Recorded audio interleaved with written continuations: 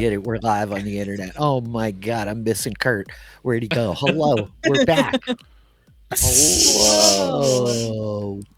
On air. We are on air. We are on air. Almost all of us. Hold on a second. Only half the computers are overheating. How is everybody? How are you guys doing?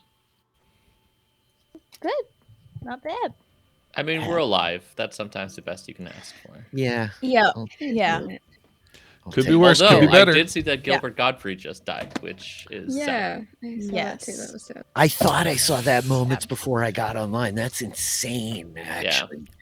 R.I.P. Gilbert.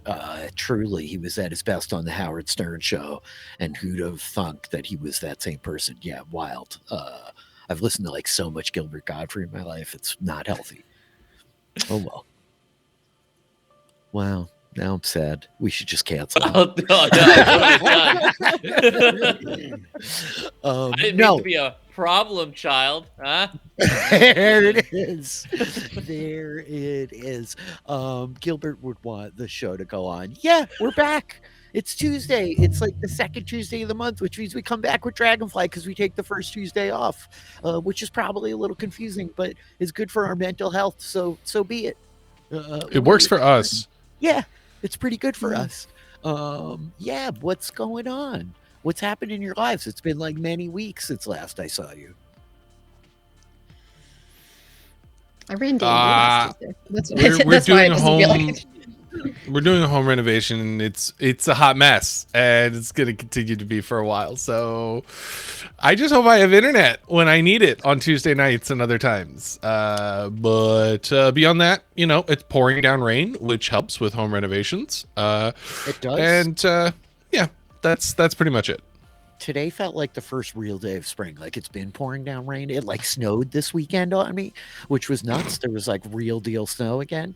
And then today was like gorgeous. And I spent the day outside doing work and like being productive. And it was like, oh, wow, it's spring. Winter is over. It feels like winter is over now, which I'm probably saying too early, but I'll take it.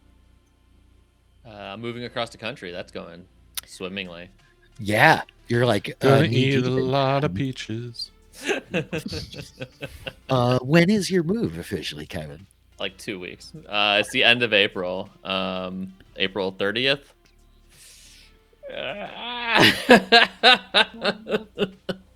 Goodness. That's how it's going. Pressure is on. It's always so hectic. Like start packing up your stuff. You don't want to pack it too early. You don't want to like wait till the last second. Like obviously you got like movers, I would guess. But that's like its own like stressful, hectic thing. It is, because I don't know if you know this, but over the last 2 years, everything has gotten very expensive, including what? Moving. Especially moving and especially rent, the two things that are essential for what I'm doing. The world has changed. Yeah, I could imagine it being like extra stressful right now. I'm like so glad. I'm thinking about like moving down the street and that's like overwhelming for me. I'm like, dear God, that's good. It's gonna be a lot.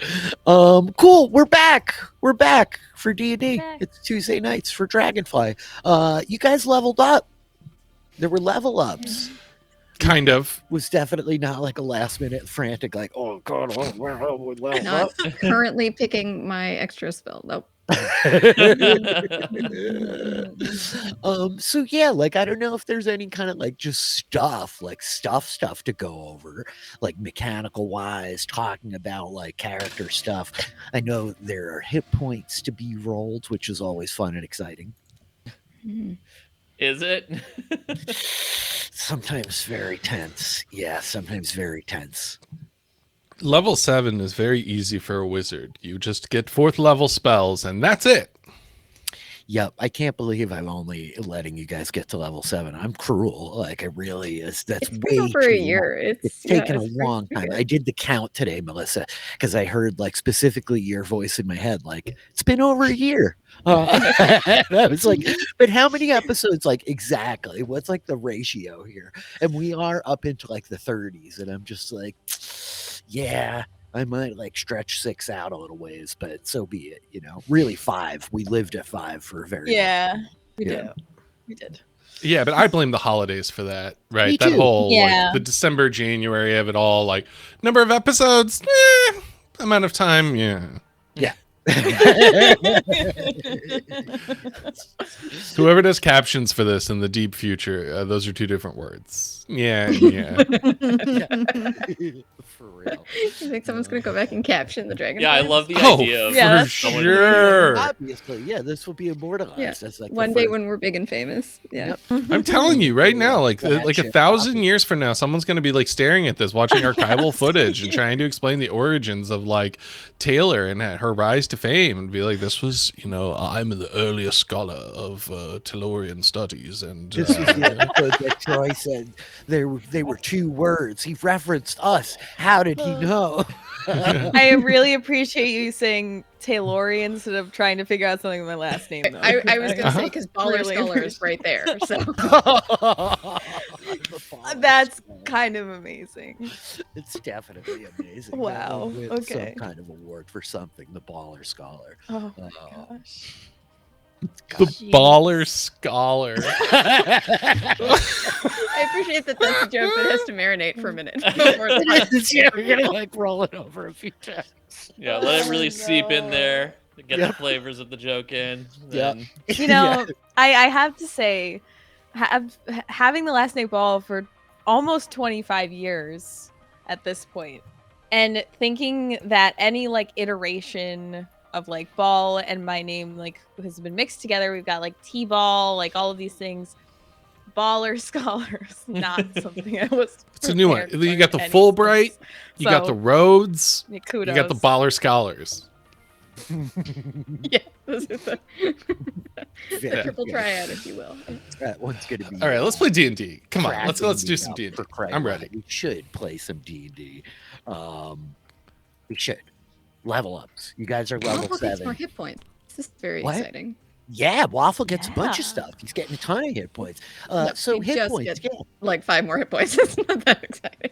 But Well, I guess 5 more hit points may save the day. One of these episodes. Hit points. We should start there. Who needs to roll? Who wants to roll? Should we roll hit points? Yes. Yes. Hit points. Let's go. can I just take the average? Absolutely, you can take the average, Kevin. There is no I will take shame. the coward's way out. Yeah, there is no shame Oh my here. goodness. Yana will take there's the absolutely average. shame. Don't even. Our brave paladin. Yeah. I won't shame you. Let me rephrase. Listen, it. after what No happened one- last time, I'm not taking the risk of It's fine. rolling low It's on fine. it. Oh my goodness. It's mathematically advantageous for you to do it. It's Don't you come at me, fun. brain surgeon. Not Doing really. your mathematics, baller scholar. So, hit points. Who's got to roll? Yana's not going to roll. Does that mean everybody else? Yeah, tell us what order. Yeah. Pick a person. Think about it. Mhm. Let's start with Doc, the brave.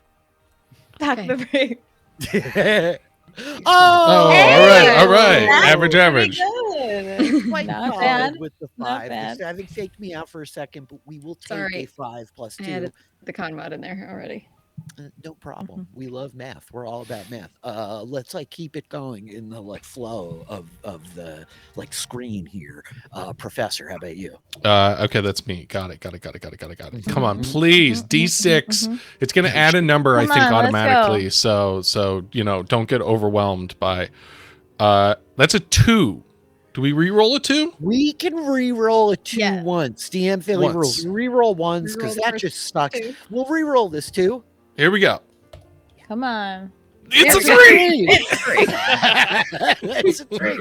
It's definitely one better than 2. I mean, that con modifier is doing But it. honestly, a yeah, lot. my con modifier. I mean, it's helped by an Ioun stone, but Mhm. yes, that's my con Oh, mod. wow. It's great. yeah, Yes, you yes, can't yes. go wrong with a +4 on the hit points. Yeah. Constitution grievously underappreciated. Especially sir. for a wizard who's trying to concentrate on spells. Yeah, That's incredible. why I got it. Yeah. Yeah, that's why we gave it to It you. is. Thank you, fam. Lux, Friend Slayer, you may roll. Okay. Friend Wow. Slayer. Wow. You just slid that one right in there. Okay. Just try to see. I if was you're only paying mostly dead. attention. Oh, my Oh! Oh, That's That's also a 2, Oh. right? Reroll, So- reroll. Yeah, So a yeah. 2. Okay, big reroll. Jeez. Big reroll. Come on. Baller. Okay. There we go. Okay. Okay. It's a 5. Kurt, you're gonna have to deliver us from evil at this point because Really? Well, given I just learned we leveled up and I don't know what class I'm adding, I'm going to defer hit points to next week. Okay. Fair. But that's Tricky. interesting. Yeah. That is. I love it. Like, leave them wanting more. Get them excited for next week. I'm here for it. So that's hit points for almost all of you. We are without a Reya. We will circle back on that when the time comes. Hit points have been modified. Classes have been added where relevant. No major bookkeeping questions. We're in pretty good shape. So Can we my assume only that- thing, we'll have had a long rest.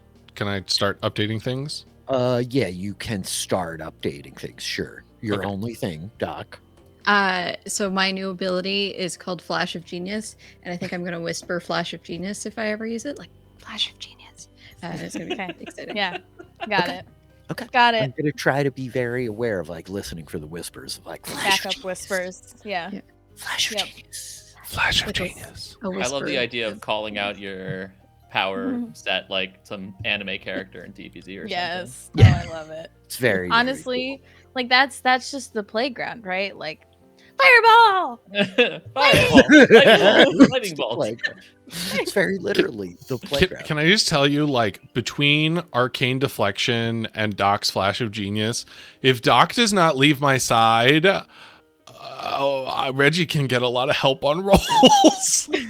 So never leave me, Doc, please. Never leave me. And that was the episode where they put the handcuffs on. So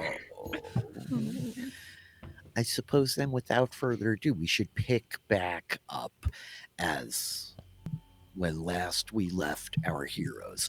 The lot of you, the crew of the intrepid Dragonfly, the small vessel shaped in the fashion of the insect for which it is named, coursing through the sea of stars on your journey of exploration and discovery, came upon a crew of salvagers who were being set upon by pirates.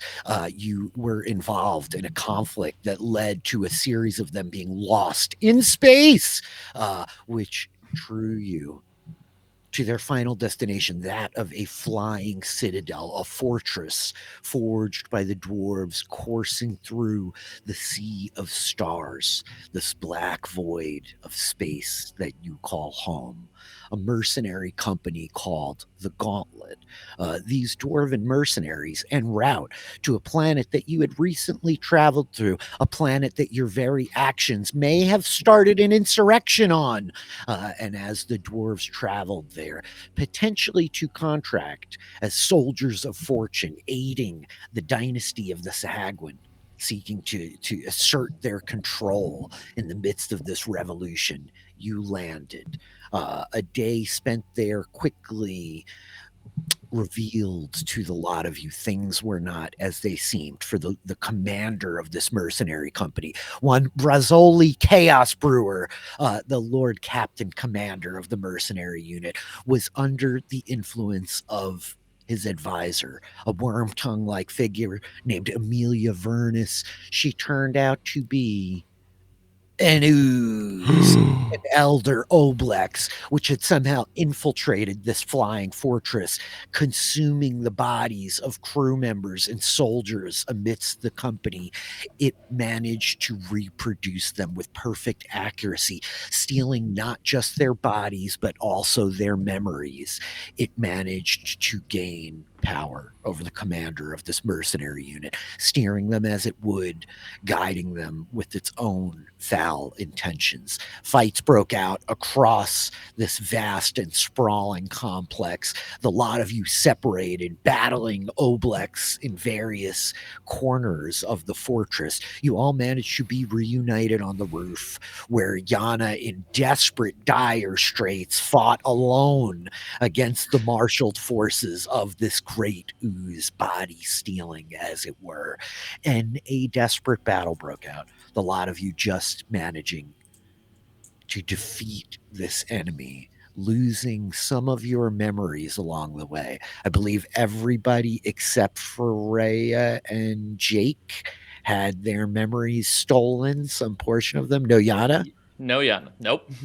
So it was Reya. So it's just Yana and Jake who were unaffected, but the other four of you having had important memories, marked moments in your lives, names and faces of loved ones and friends from your youth, forcibly stolen with the attack of this evil jelly creature.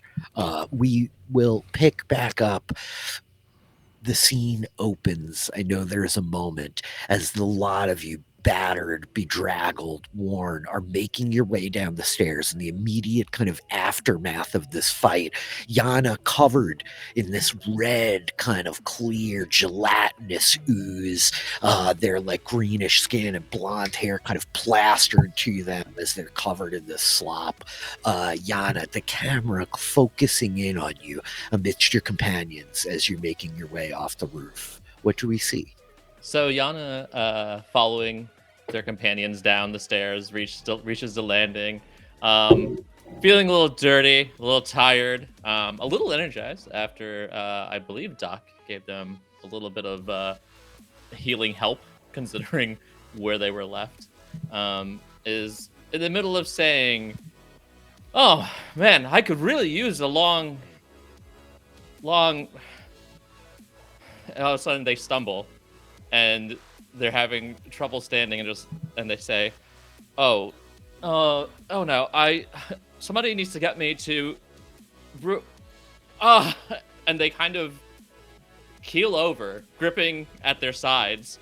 And as you're all watching, they start groaning and crying out in a pain. And as you're observing what's happening, they start shifting a little bit. Their arms slowly get a little bit slimmer, but most noticeably, the blonde hair that's loose from their braid that they normally have it in, starts curling a little bit, getting a little wavier, and streaks of red start passing through it, intermixing with the blonde and the green.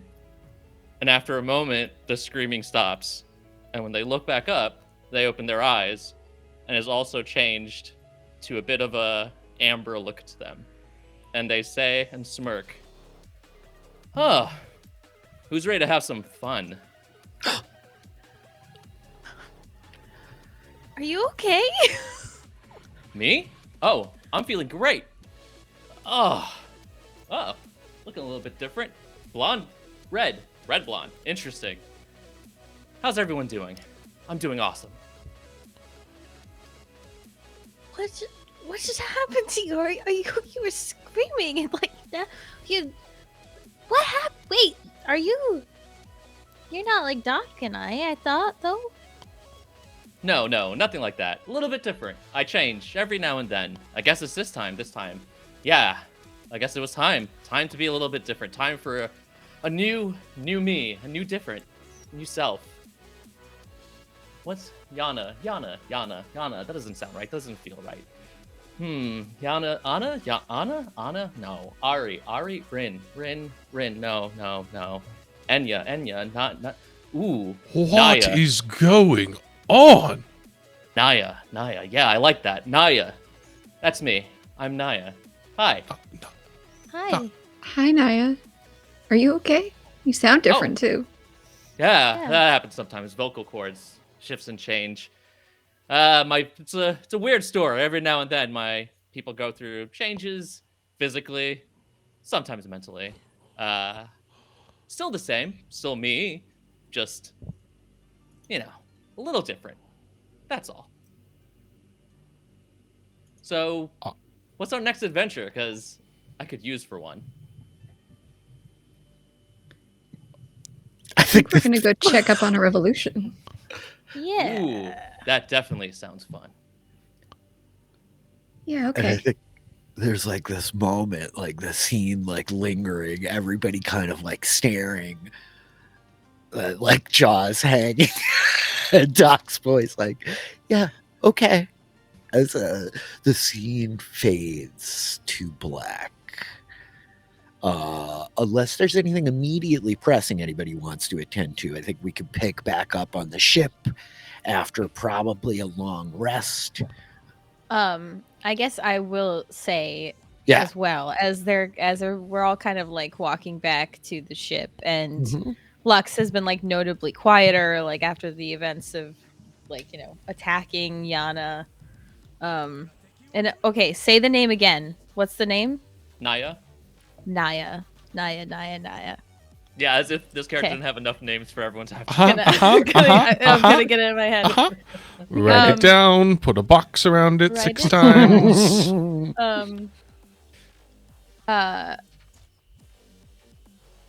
Yeah, and as we're walking back, I think anybody who's like looking at Lux would notice that she kind of like, at one point when they're walking, she kind of like, it almost looks like she becomes like less there, and like to almost like see like through like some of her fingers or her legs, and like she like kind of shifts in and out for a moment as we like walk back to the ship. But it's like, yeah, just if anybody was looking in her direction. And so I think we see this like fleeting scene of Lux, the changeling, like shifting her half-elven form, kind of falling away, these translucent like features for a moment before they kind of like snap back into place. You're going back to like your half-elven face? I think that once they get back to the ship, she'll like shift like, back into herself. But And yeah. so I think that, the scene like fades out. And you all tell me as we like open back up on the shift, you all can have the benefits of a long rest and like mechanically move things forward. I think ultimately the state of affairs here in the Citadel are that like dwarves have been dispatched to kind of every last corner. All the personnel has been called forth for like a roll call. They're accounting for like everybody. There is a sort of census happening. Brazzoli like having like done a full inspection of the troops. They're like investigating every last like nook and cranny of this place to ensure that there are no last lingering remnants of this creature behind. As you all like go through this like period, you have 8 hours, you're resting, you can kind of regroup. I don't know if there's any important conversations or anything pressing that you all want to address.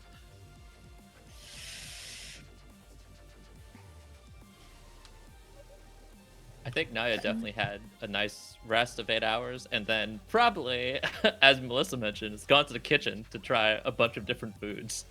Mm-hmm.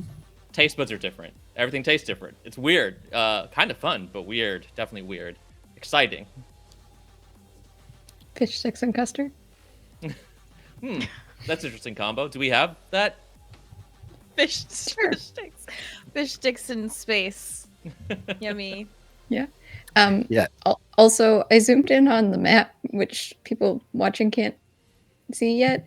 But right next to Yana, there's something moving, and I zoomed in to realize it's old Ben. Yeah. Old Ben is like dancing around on the ship right now. Oh, Ben.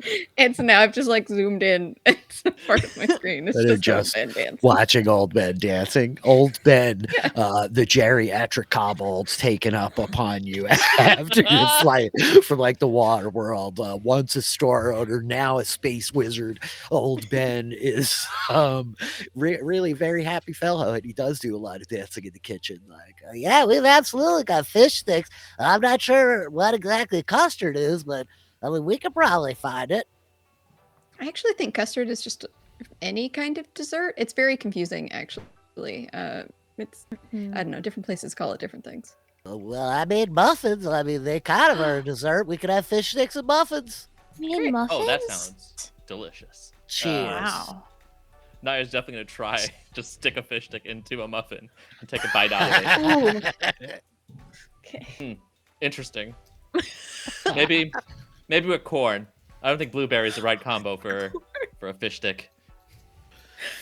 They take another bite also. Yeah, so we have like the scene of like Ben and Doc and Yada in the kitchen. Is there anything else like pressing? Lux, Professor, Jake, is there anything that you all like would have wanted to like attend to or address like over the course of this night? Or Yeah. I think Lux like, approaches everybody like, so where do we go from here? It seems like Brazzoli is gonna take care of the Sahagwin and isn't gonna do that, right? Was that right? We made a deal, right? Yes, it appears to be the case that we've negotiated some sort of involvement, non-involvement pact from the Chaos Brewer, or I would imagine at least that he would contact us if the terms change in some way. I believe he also said something about I don't quite remember if it was money or talking to the prisoner. It all blurred quite a lot. I apologize. I'm still very tired. Yeah, a lot kind of happened back there. Yes. I'll say I almost died. Yep. I'm sorry about that. Bygones are bygones, as they keep eating their weird food.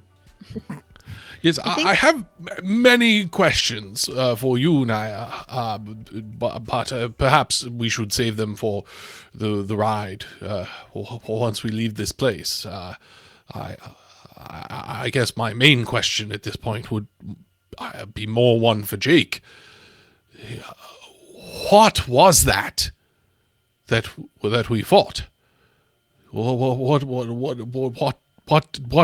What did it do to us? Yeah. It was a bad ooze. I should say so. Are there good oozes?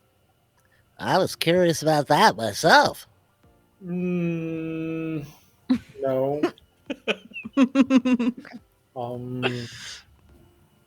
I can't remember, Rich, if from 2 weeks ago what Jake knew about these and whether he knew that they suck memories or not. I think he did. I think he like was able to put that together after the fact, having not like seen one in the wild before. That they're like fundamentally designed by illithids, by mind flayers. Like, He doesn't want to. He doesn't want to scare everybody. He's not going to let them know. Let's check it out. Yep. They are shape-shifting oozes that can mimic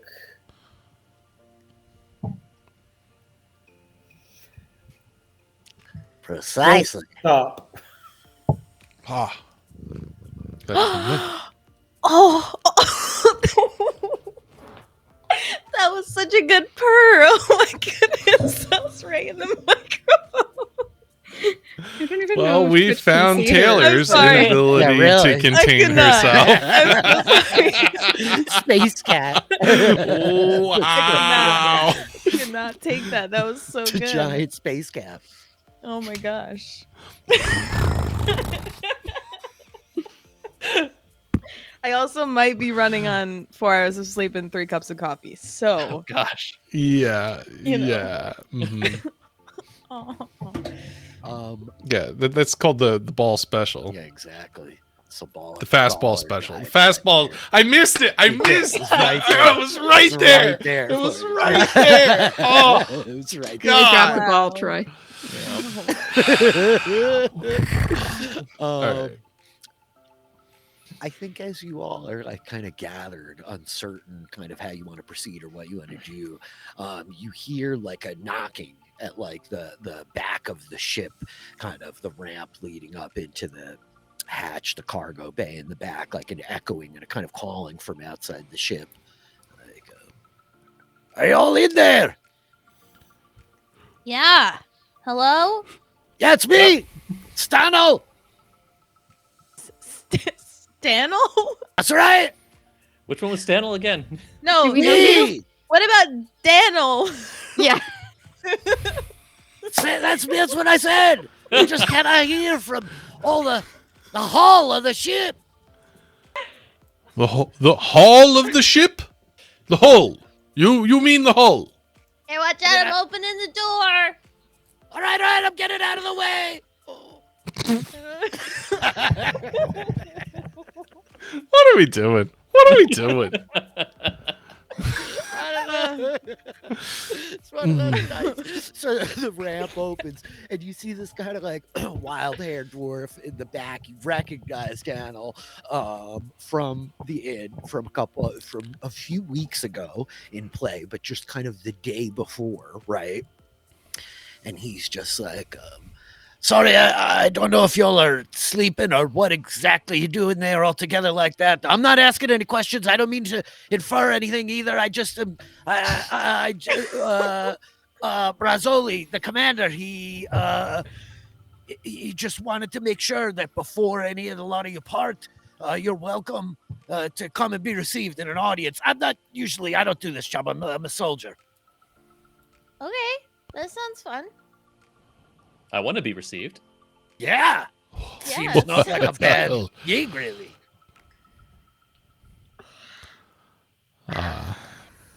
What's being received? We are. Naya Our whispers presence? to- Yes. I don't know. Yeah, that's it. Yeah, just your presence, really. I think, yeah. I mean, I just want to say from the boys and the girls and everybody, I really thank you for everything.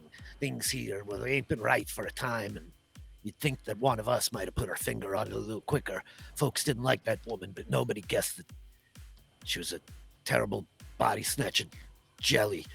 Yeah, I don't know if anybody could have. That's a tough one. Yes. Mhm. It's usually my like second suspicion of people if they start acting weird, though. What's your Hmm. first? Really? I don't know, just that they're assholes. Oh, Oh, yeah, yeah, that's that's, generally Probably, pretty yeah, true, that's a good actually. assumption. That's definitely Yeah. been my problem. All right, come on. We'll go now. Yeah. And I think he like starts escorting you through the winding halls, the stone corridors of this citadel, back up the staircases, twisting up into the corners and these like towers and parapets. It's a pretty like vast complex filled with heat, filled with a kind of like smoke.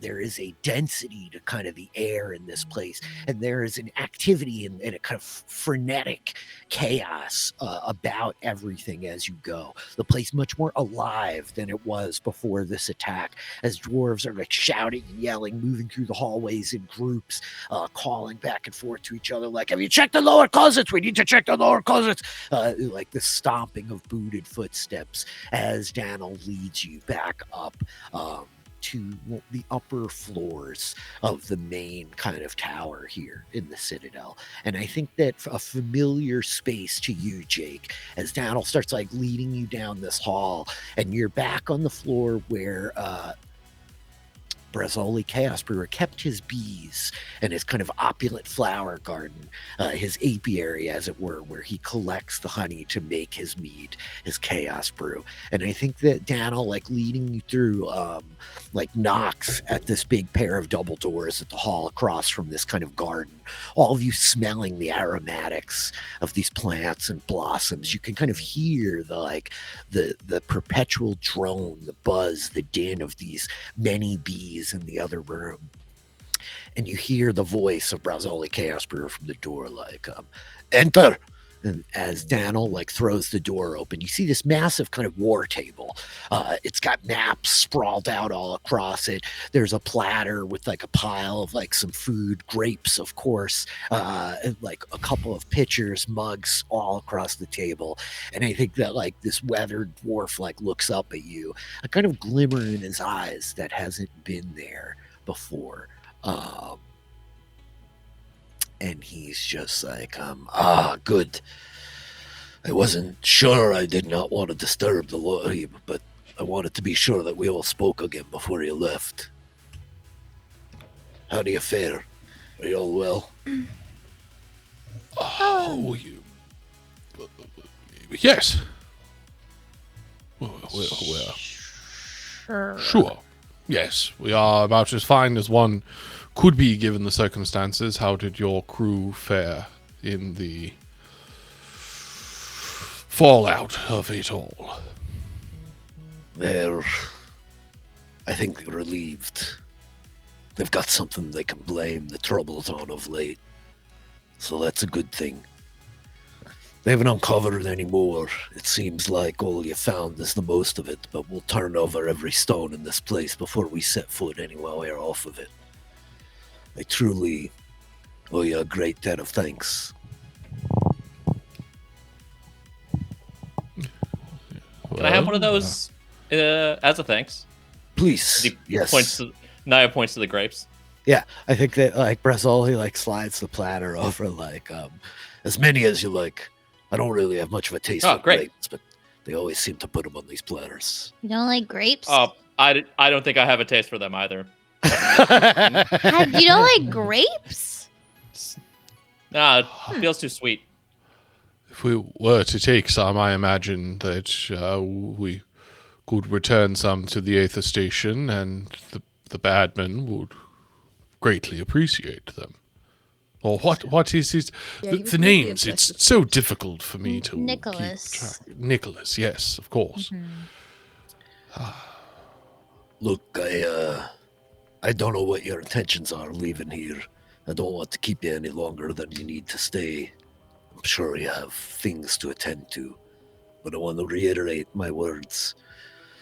I don't say it lightly, but I know it's of great importance to you, what's happening on Cerelia, and I won't have my men fight for a cause that's not a just one in the eyes of folks we owe so much to. I'll go and I'll meet with them. Honor demands it. It would be bad for business otherwise. Well, if it's bad for business. My business is keeping all the lives in these halls living. That means getting them paid and fed and working. Look, when you first came, you insinuated that you were here as diplomats for the other side. I don't know if that was all just some cloud of malarkey. We're not, it wasn't malarkey. Our diplomat was left behind in another station. But we do have connections to those on Cerelia, yes. Mm-hmm. I do not know if there are any there that you think would be wise for us to meet with. But I will be open. Peanut butter yogurt? Yes. I mean, Yeah. excuse me. I think Reg kind of like gives a look around to those who like know Restranin to see if like we're getting a nod or not. Okay, I'm getting one nod. I don't know who that is. Singular nod. Yeah. Okay, that's fine. I think yeah. So, Sounds delicious though. we did have contact with a member of the Resistance, Triton, I believe he was called, Reese Dranin. Mm-hmm. And our compatriot Reya, when she wakes up finally, after having healed us late into the night, would have means of contacting him if that would be of interest. You can have him know. Send word that we're on our way. If there's some means for us to meet, and he has some resources to bring to bear, I could at least hear him out.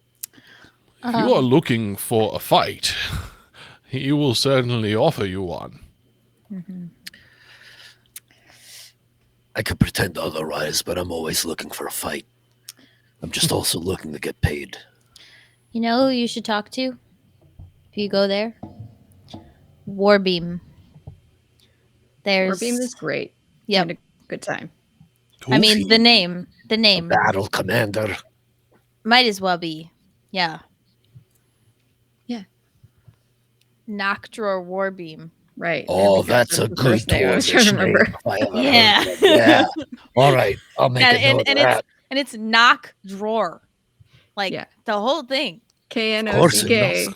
I mean, what else would it Yeah. be? WER. Yeah. I don't know. I maybe Obviously. like yeah.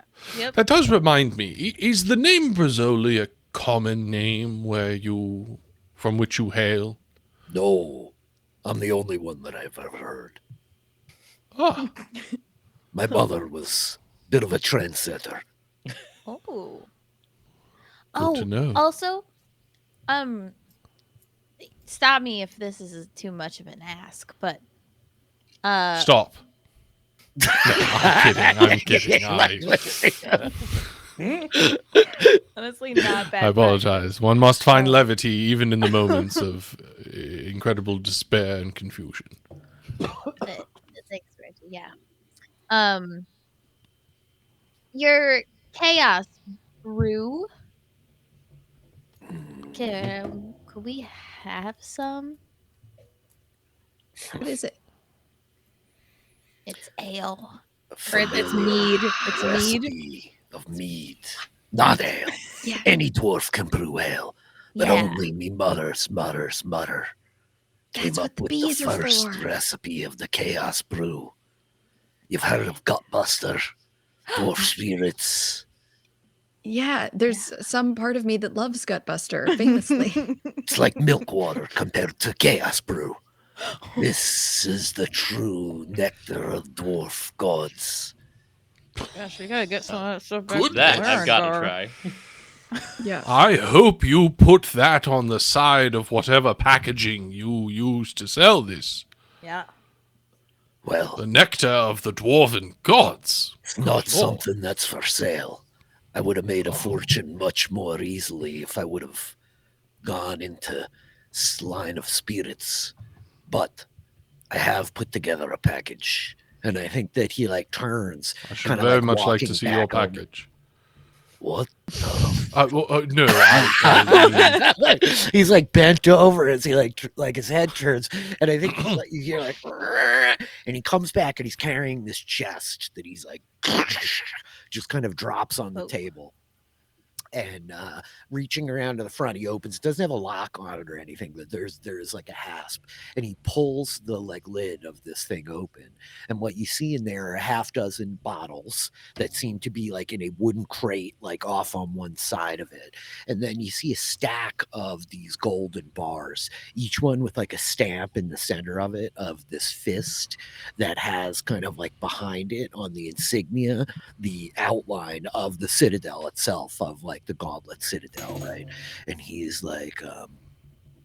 this is 5,000 gold in trade bars forged in our own smithies downstairs. We found it best to repurpose the disparate currencies that we collect from hither and thither. These are 6 bottles for your ship. I would save a few of them for a special day and save the others for a day when you need to not feel quite as much. And then he's and these, I think he reaches taking the little pouch that he dumps out into his hand, and he goes around handing to each of you a pin, an insignia, almost like a lapel pin, right? And it's the same insignia of this fist with the silhouette of the fortress behind it. And he's these are normally reserved for battle commanders in the unit, but we owe you a great debt, all of us, everyone who'll come after. I don't know that our paths will cross anytime soon, but should a day come where you ever find soldiers of the Gauntlet that I'm not there, these will vouch as well as my words might. Just a token, really, but... Gee, Thanks. Nifty. Naya reaches to their waist where there's a little pouch, and they open the pouch and drop in the pin. And if anyone were to pay very, very close attention, they might catch a glimpse of what looks like half of a red W in there. It's with all of their other organizations' pins. Many like pin collection. Yeah. And so I think that like he's just like Trey. Yeah, I was just I think at some point before we leave, Reginald would just how I think he would say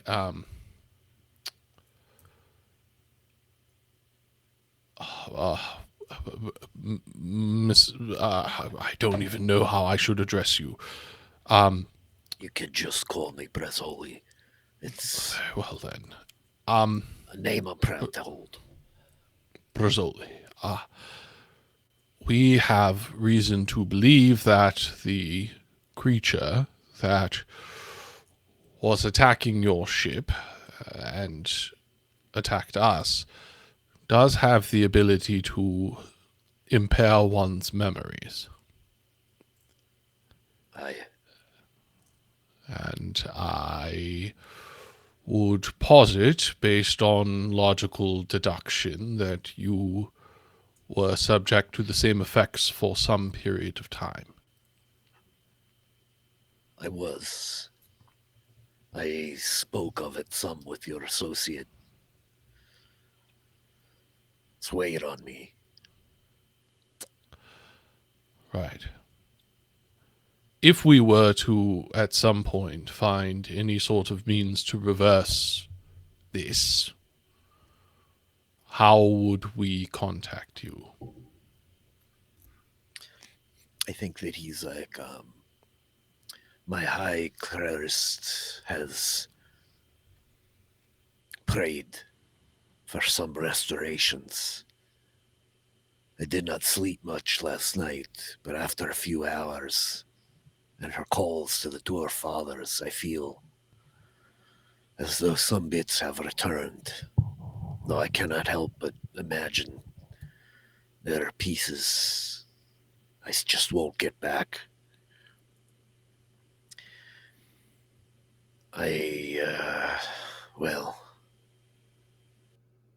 Here.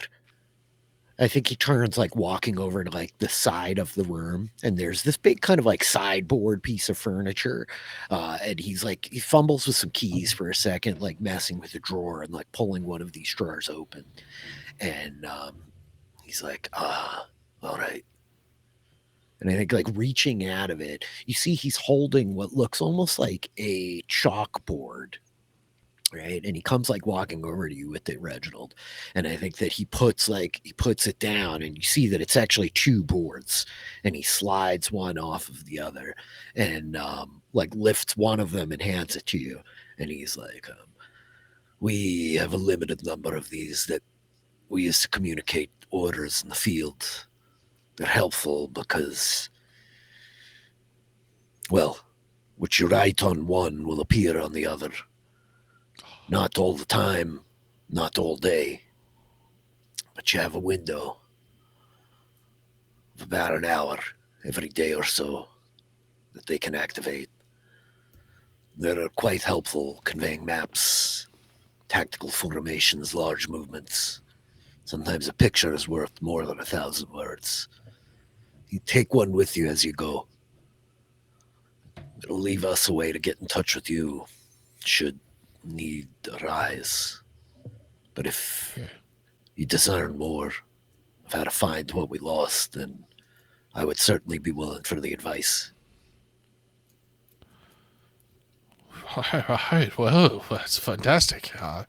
That's really What's cool. a new device? He Does kind it of work right offers now? it to whoever's willing to take it. Yeah, it works right now. I have really bad handwriting, so don't give it to me. Naya just runs over and like grabs whatever chalk is there and just like, it's, hey, what's up? What's going on tonight? And I think that there's a moment, there's like about like a You 6-second delay before Yeah. like the rest of it like starts like appearing on the second board. And he's like, yeah, I mean, still works. Oh, whatever you do, don't write on it in blood. Why? Wait, don't write it in blood or write the word blood? No, you can write the word blood as long as you don't write it in blood. Doesn't Now it you not told me work? not to do that. That's literally the only thing I No, want. no, you really need to not. We learned the hard way. Is it just because it's Good. creepy, or like what happens? Accept the advice. It's Well, just not but I a wanna good. I'm know. not trained in the inner nuances of arcanery and such, but I could it was teach you. very messy. Arcane. Messy. I need to know like exactly what happened. I'm not just gonna Did say like, somebody by get the way, sucked through don't that piece write of paper? messages in blood and just accept it. Did somebody get sucked through that paper? That is certainly a jump to conclusions. Well, you're leaving me no choice but to jump Somebody to definitely got conclusions. stuck through that paper. I think that he's just like, if I have to tell this whole story, we're gonna need a drink. And I think he starts like pouring drinks as like the scene fades to black. And we open back up with you guys like coming down into the hangar where the Dragonfly is parked. And Daniel is Jake- walking with you like Jake is like, well, I never would have thought that would have happened if you wrote in blood. Let's just Let me know Hi. the details of that story now.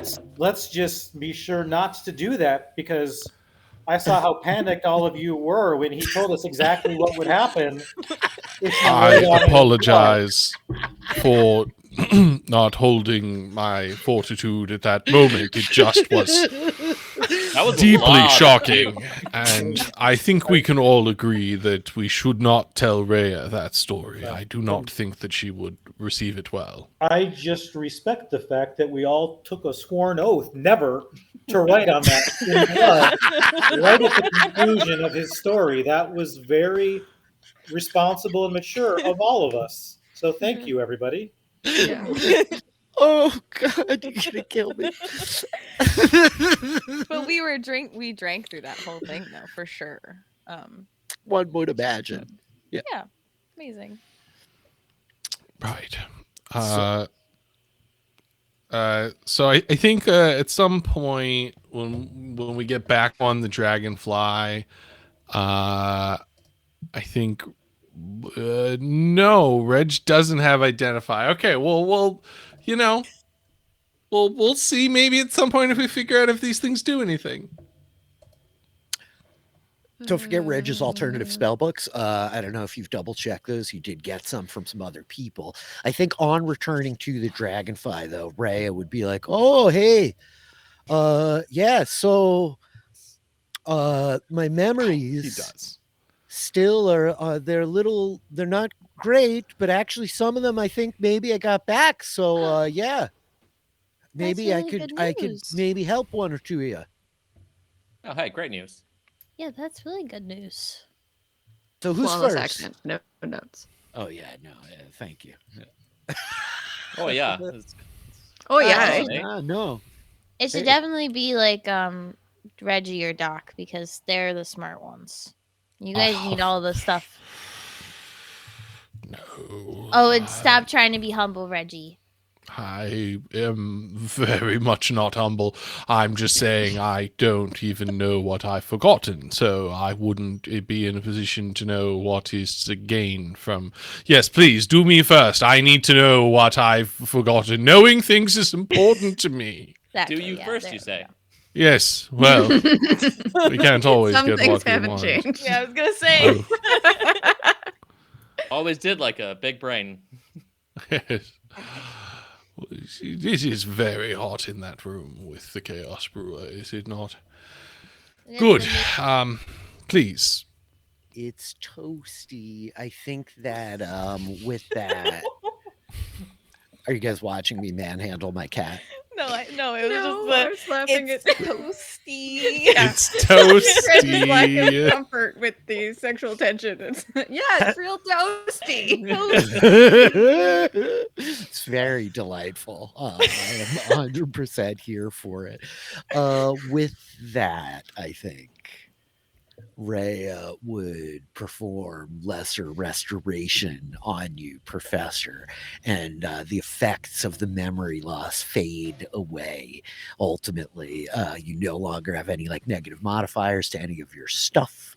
Reya saves the day while Grace is not here. That's her and the Professor are square, leaving just Doc and Lux, the two changelings. I don't know if there are things that you don't want to remember, but nonetheless, yeah.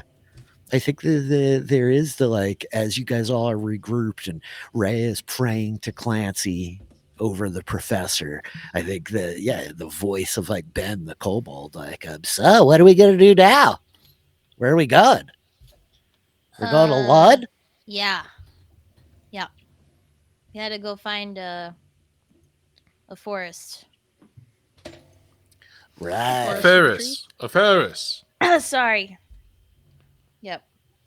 The wizard. So it is possible he could be in a forest.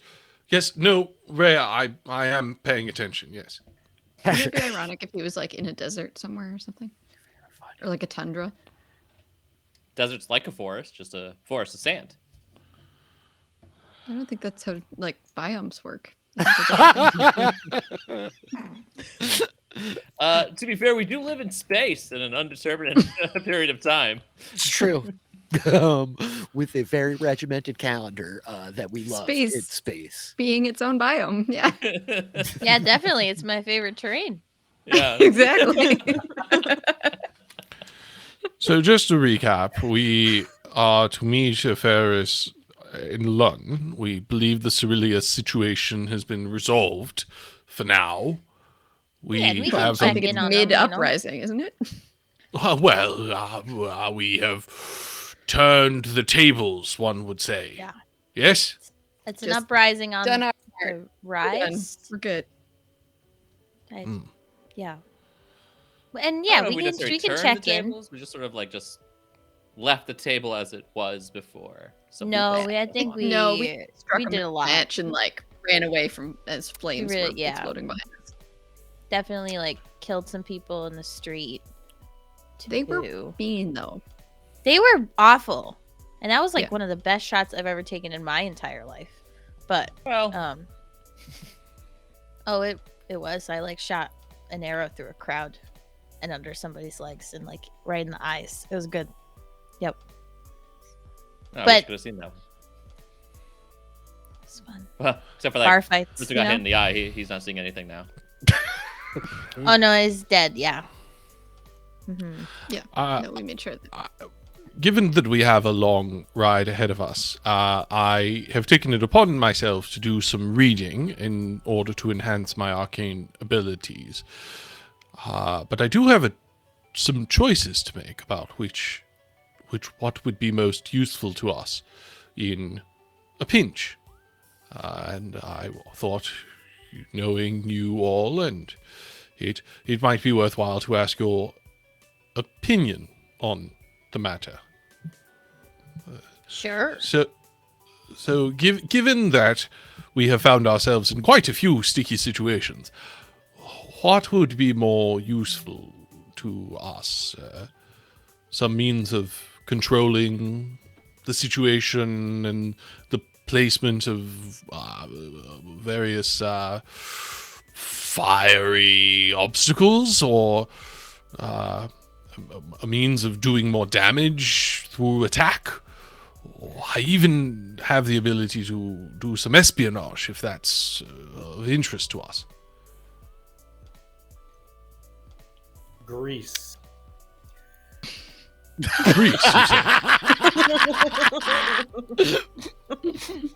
Greece.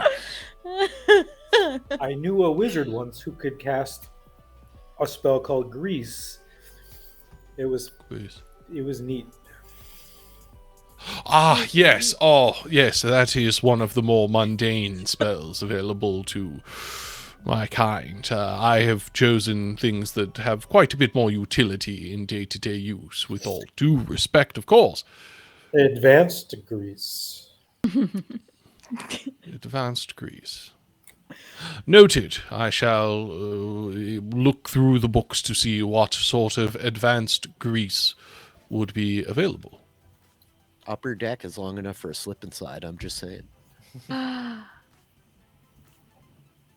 Well, I mean, now you've said something. Yeah, I think that has to happen. 100%. So, okay, all right. So, Reg, you said you have fiery obstacles. Yes.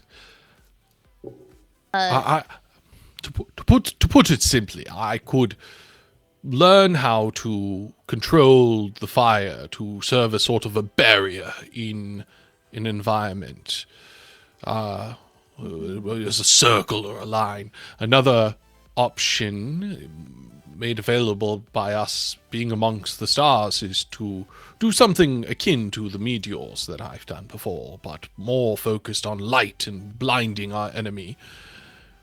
And finally, there is a third option on the table, through which I could have an invisible eye that would allow us to look into places that we cannot easily see.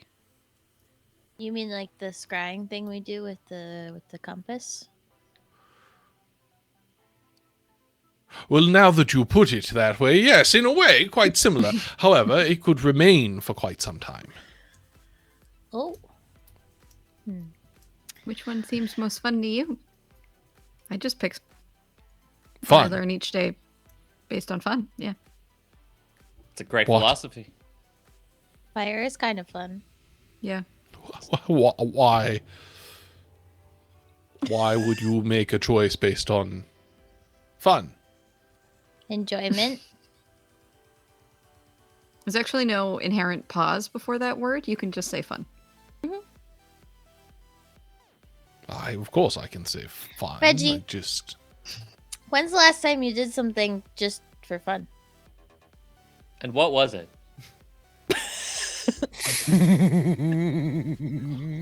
This is quite a lot of questions in a very short amount of time. That's only Um, two questions.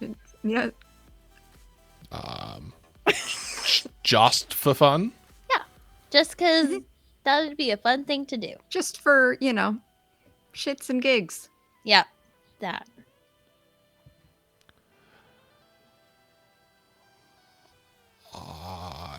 Oh boy. I think that it's wow. as Reggie's like standing there pondering, the three of you all kind of staring at him. We see the purple orb like levitate in all the way behind him, and it just like it turns like this vertical pupil in this orb, like just maybe 5 inches in diameter, hovering like this single like perfect spherical purple eyeball peering into the room, like Fun is overrated, Professor. To perform actions with specific purpose and function is the pinnacle of perfection. Ask. Zip it. I am not fabricated with zippers and am therefore incapable of zipping. Oh yeah, watch User this. Lux. Lux is gonna walk over and mimic zipping up the orb. Nope, don't zip me. No, I zipped you. don't. Those, Can't. you When can't I do zip me. that means you can't say a I'm single thing anymore. unzippable. I don't No. even have a mouth. You can't say I'm a just thing. projecting sound.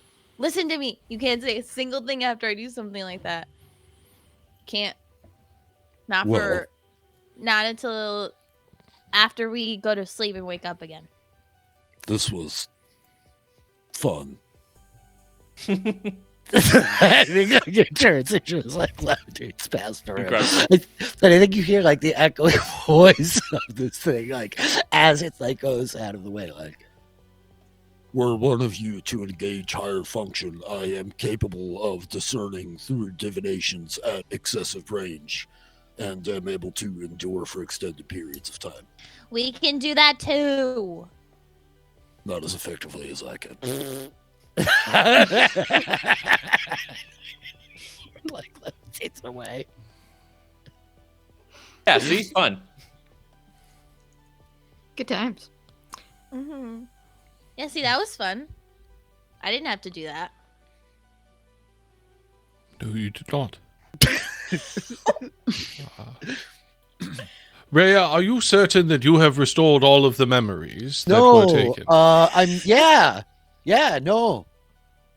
Yeah. Yes or no? No? Yes, there is, or no, there isn't. Yes or no? Yes? Yes or no? Yeah, no. Yeah. I have, yeah. Yes.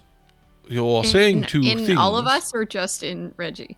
Oh, no. I mean, you two, I thought just maybe you didn't want to remember. I would like to remember the last dinner. I don't Okay, remember what I yeah. Oh, forgot. yeah. Well, then, Killer. okay. Praise Clancy. Where's Clancy? Yeah. Well, now that's how we know you're Reya, not some sort of imposter. Yeah. Right. And I think that with that, she like grabs the necklace and prays and like, yeah, she can cast restoration on Lux and on Doc. The pair of you regaining some of your lost memories, though it is hard to know, like, did you get everything back? You know, how do you remember what you forgot? It's a real perplexing issue, but you are under no mechanical penalties anymore and seem pretty whole and sound. Cool. Well, that feels better. So, Yes. listen, Reggie, we gotta talk about this. I really think you need to do something just for fun. Why? Because living and experiencing life and learning new things is what we're all about, right? Well, yes, learning new things is certainly a means of practical use of time and energy. That, well, I guess I certainly find it entertaining, but to do something just for fun seems quite a waste. I know many people who read But you're learning fantastic. something. Well, yes. If But you're you're learning learning something, it something. could be of practical use in the future. That is why I read exclusively non-fiction books. Why on earth would you read anything that doesn't have practical application? Fiction can I teach you have something you empathy. should check out. Also that. Empathy is important. I was going to Oh, recommend of course. Gift Smut, but also empathy books. There's that too. Give some- What? What are Say you all? gift smut. No, No, she's I- specifically talking about smut directed for those with a body very similar to our Professor Reginald here, though. They're, Naya, you might like specifically- it too. Yeah, send me that. Send me that recommendation list, please. Just forward it over to my Oh, to my. I've quarters. got the books in underneath my hammock. I will slip Hey, it got it under from your Ben. door. The best That's shop. right. I was once a proprietor of such fine fiction as this, and well, I did bring actually a copious amount with me myself when I came because I knew the good Doc had a predilection to enjoy such things. So Naya's gonna become like a Tumblr person, just collecting smut everywhere they go now. Oh my gosh. Yeah, I mean, I don't know what y'all think Doc has been doing this whole time, but yeah. gotta like reading, yeah. So I think that the days pass as you all are traveling to Lund. I think that Professor, if you're looking to like copy any kind of spells over or stuff, you have like a pretty ample amount of time. The group of you have like days spent in the kind of quiet void of space, the flickering motes of starlight just kind of washing over you as you travel at different points, like some of you like shifting into the helm and others. Yeah. Roughly how many days do we have, my you friend? have, what did I roll here? I've just, thank you for reminding me that my old spell books have higher level spells in them. No problem. There's some decent stuff there. They get forgotten easily. It is on day 6. You have 6 days before there's an incident. Okay. Where there is an incident. Incident incoming. Jake erases the 6 and like puts a 0 days. 0 days since our incident. last incident. Yeah. As the scene is opening back up, it's like He's writing in the 6 and then he like hears something. yeah, exactly. Up here on the deck.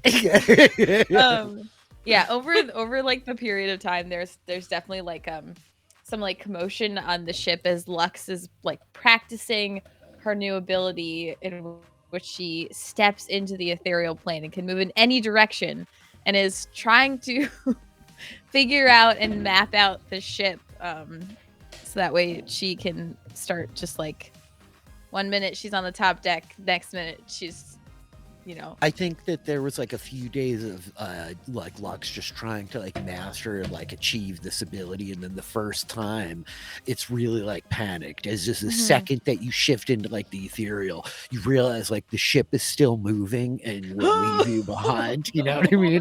And you're like hurling you don't want to yourself shift at- like to outside the ship. Yeah, No. I think that like you realize there's like an acute like danger to doing this while the ship is in motion. Though like you get a pretty good handle on like your limits, but like this kind of like hijinks like at speed is probably gonna like require rolls under pressure. Amazing. Parked. Yeah. Yeah, No. you got it dialed right in. Like its astral reflection is like every inch of it. And yeah, anything else like noteworthy during these 6 days? Okay. I assume Naya had a lot of conversations with Doc about the variety of books that they have read. Yeah, probably. I also assume that like Reginald would have at least one conversation with Naya about who they are and the transformation that they went through in front of all of us, and trying to understand that a little bit. It feels like it's something we're stopping down on. Yeah. Oh, you want to know a little more about me, huh? Oh, well, yes, I just was, I don't mean to put you in an uncomfortable situation, but that was certainly a Because I wouldn't like transformation. that. I thought you didn't like fun. Well, I do like fun. I enjoy many things for enjoyment, but I tend to do things that also serve a purpose at the same time. The question was, what had I done just for fun? Well, that I don't know. But this isn't about me, no. It is about you. Naya, yes? Oh, yes. Yes. That's what I'm going with. Did you just pick your name on the spot? Just what felt right? What felt right, but part of something else. Part of something else? I should know this by now, but apologies for not asking. From where do you where did you spend your childhood or youth? Well, I guess it's less of a question about where, maybe a touch of when. It's a bit complicated, I suppose. But as for a name, well, I remember a place called Glarendar long ago. Many years ago at this point.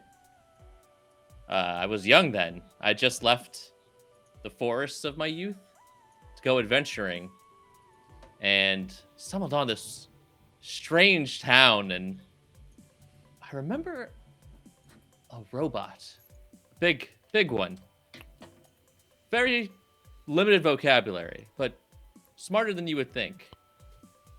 And then I was somewhere else for a long time. That place wasn't as good. Very violent place, very dark place. And then I tried to go back, tried to return, and next thing I know, I'm in a cage. And then I met you all. And now here we are, going on different adventures. A little stranger. Sounds normal, right? Good. That's what everyone goes through, I assume. I mean, who am I or anyone to define what normal is? It's certainly a fascinating story. The dark place you mentioned, did it have a name? Where you were? Yeah. Glarendar.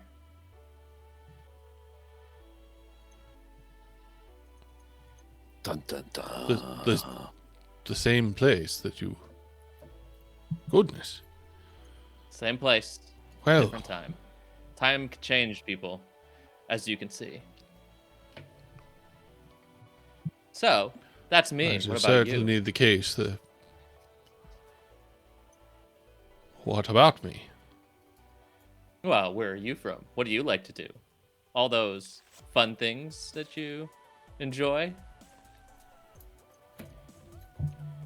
Oh, well, I am from a planet known as Kisandi. It is the haven of the Giff-Q and the others with There's which we more of you. live. I grew. Well, yes, Kisandi was not originally inhabited by the Giff-Q. There were many bird folk and fish folk there who granted us refuge when we left the main line. That must be interesting. I That haven't was met some people like time me. ago. People like you. Not here. Ever since I left home, I rarely ran into someone else like me. It's been a little bit lonely because of that.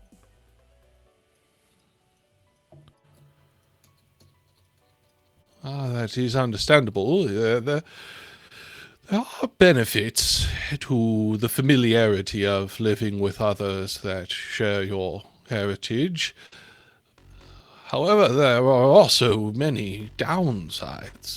The Giff-Q have had to strictly regulate gatherings of large amounts of us for fear that we will revert.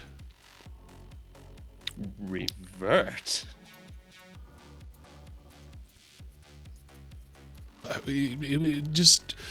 It is a complicated concept, but as you perhaps know, the Giff do not have the best reputation and are viewed as a quite militant species and race, and there are those who believe that that is biological in some way, and the Kisandi experiment, the Giff-Q, are a test against that. But there's differing opinions about whether we can overcome our biology. Well, you seem to be quite different than what I've seen. And, from that book Doc gave me, there was a whole story about taking someone militant and getting them a little bit on their softer side. It was a good one.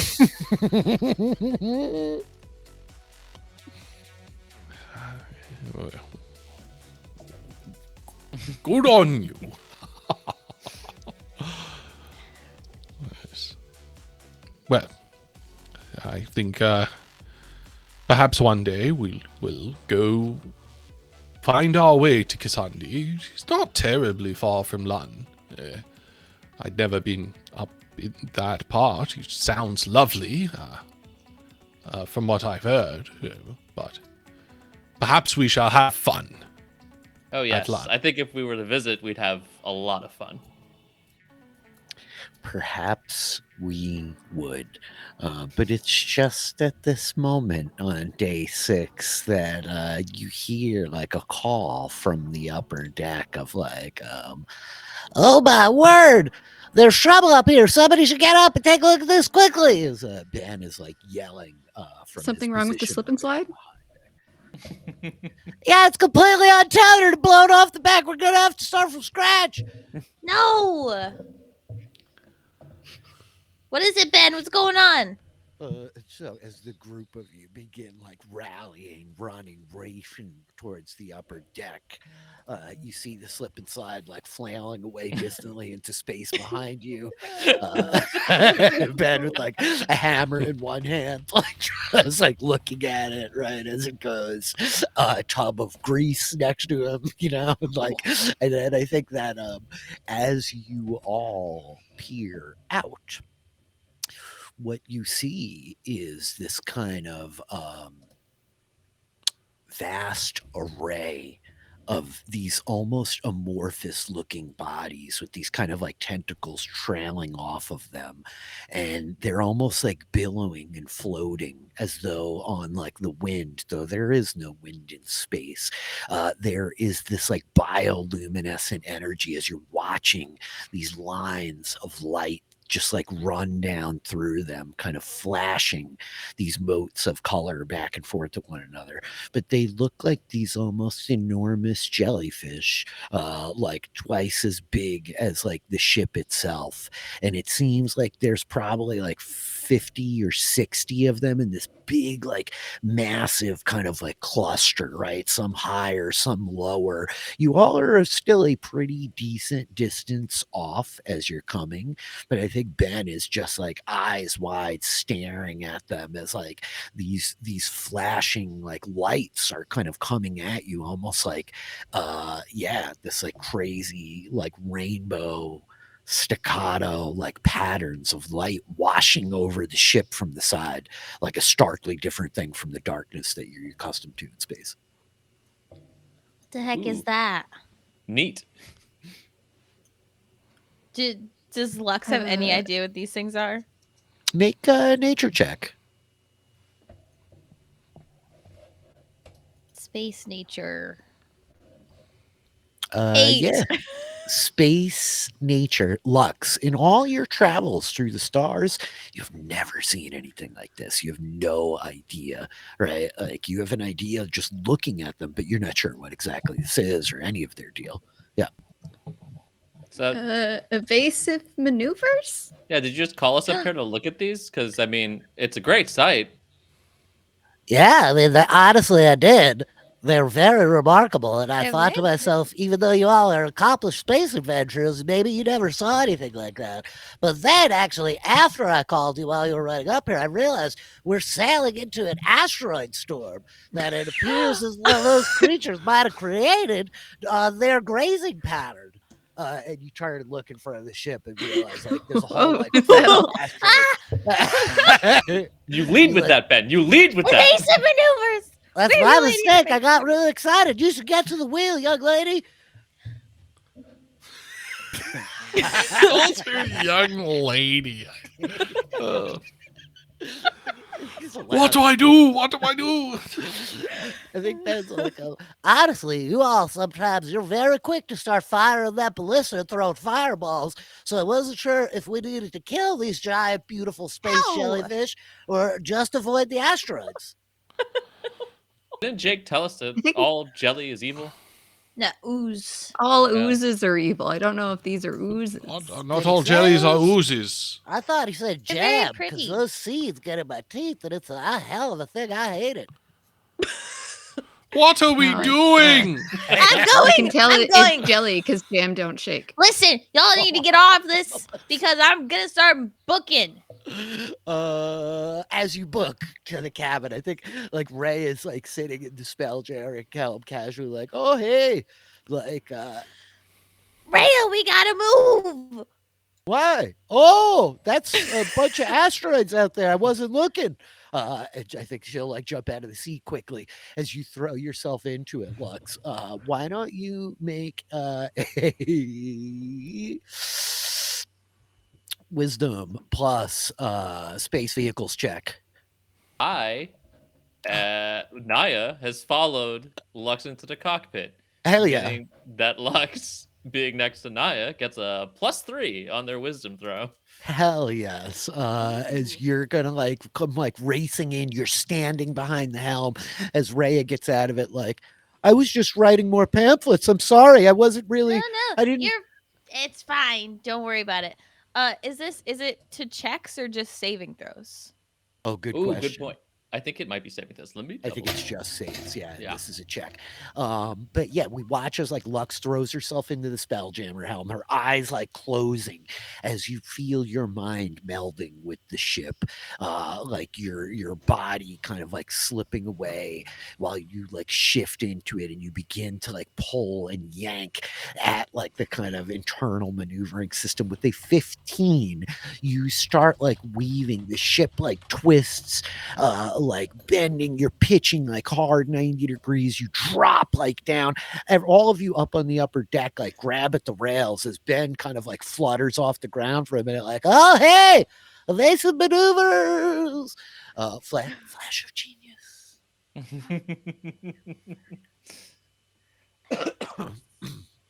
Very, very nice.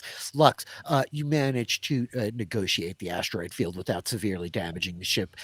You catch a couple of like dings and bangs, rock kind of like battering off of the hull, the wings like churning it away as they come near, kind of this debris rolling up over it. And as you all kind of pass this school of these massive space jellyfish, you get the impression that they're like grazing on some type of like celestial body. They're like eating something that like was much bigger, and they all seem to be like kind of massing around it in different areas, and there's just bits of like rock and rubble and debris kind of rolling out amidst it as they're like hurtling through space on their own strange course. And that was on day 6, but the next 4 days I are have a lot of questions about how jellyfish eat. One would. Should take it up with the Rangers. Wait, clearly Lux doesn't know, so her only Rubble, hope is rubble. Jake. The next 4 days effectively pass without incident. And so it is that you find yourselves, a lot of you collectively, perhaps in the cabin, peering through the kind of windshield, these big double domes out of the front, looking down to the world of Lund before you. I did it. I said that. As you see this planet hanging like a marble at arm's length, still like so distant from you, you all begin closing in at it. You can see its moon orbiting around it, almost orange in its hue, with the light reflecting off of it. Yeah, let me ask you, as you guys are going to approach Lund, like, what do you want to do? These two are killing themselves here. This was funny. I was fine. The Taylor killed me. Troy, it's Troy's fault. Blame Troy. So I laughed first. Let's move on. I'm almost 40. Why are we here again? Nope. You are here. That's a great question. Are you asking your friends, or are you asking? Yeah, us? I'm asking out loud to my friends. What was the question? Why are we here again? probably know Something the about a forest? A Ferris. We are here. We We are here to meet a Ferris, the wise. we are looking for a bard of the blossoms. Ooh, Mhm. fancy. After speaking with our patron, it became clear that just doing good deeds was not the only means that we could have impact in the world. Were we to want to turn dark into light, it would require Turn dark the into what? ability to tell the story well. To light? Do you say turn What did I Doc into say? a wife? Oh, Oh goodness, no! I mean, no offense, of course. Just simply, I mean, I was going to say none taken, and then suddenly now I feel like I should take some offense. Feels offensive. No. I mean, unless no, there was I some. think Doc knows that it would never reason- work between us. Yeah, well, because clearly, yeah, for the obvious reason. Yes, obviously, clearly.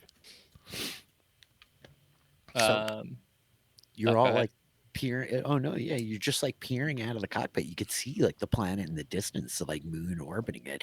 It's like quite far off, right? You get the better part of like a day to like journey down into it. My questions are like, is there anything you want to do as you're like making your way down? And then like, what's your agenda to approach a planet here?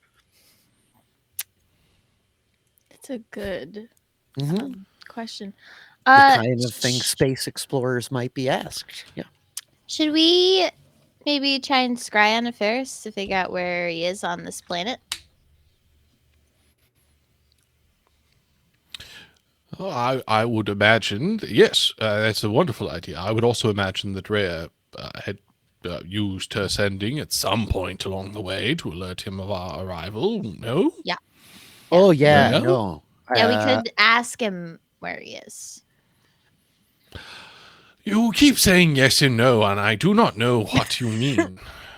Sorry. The trick I is- apologize. No, it's just...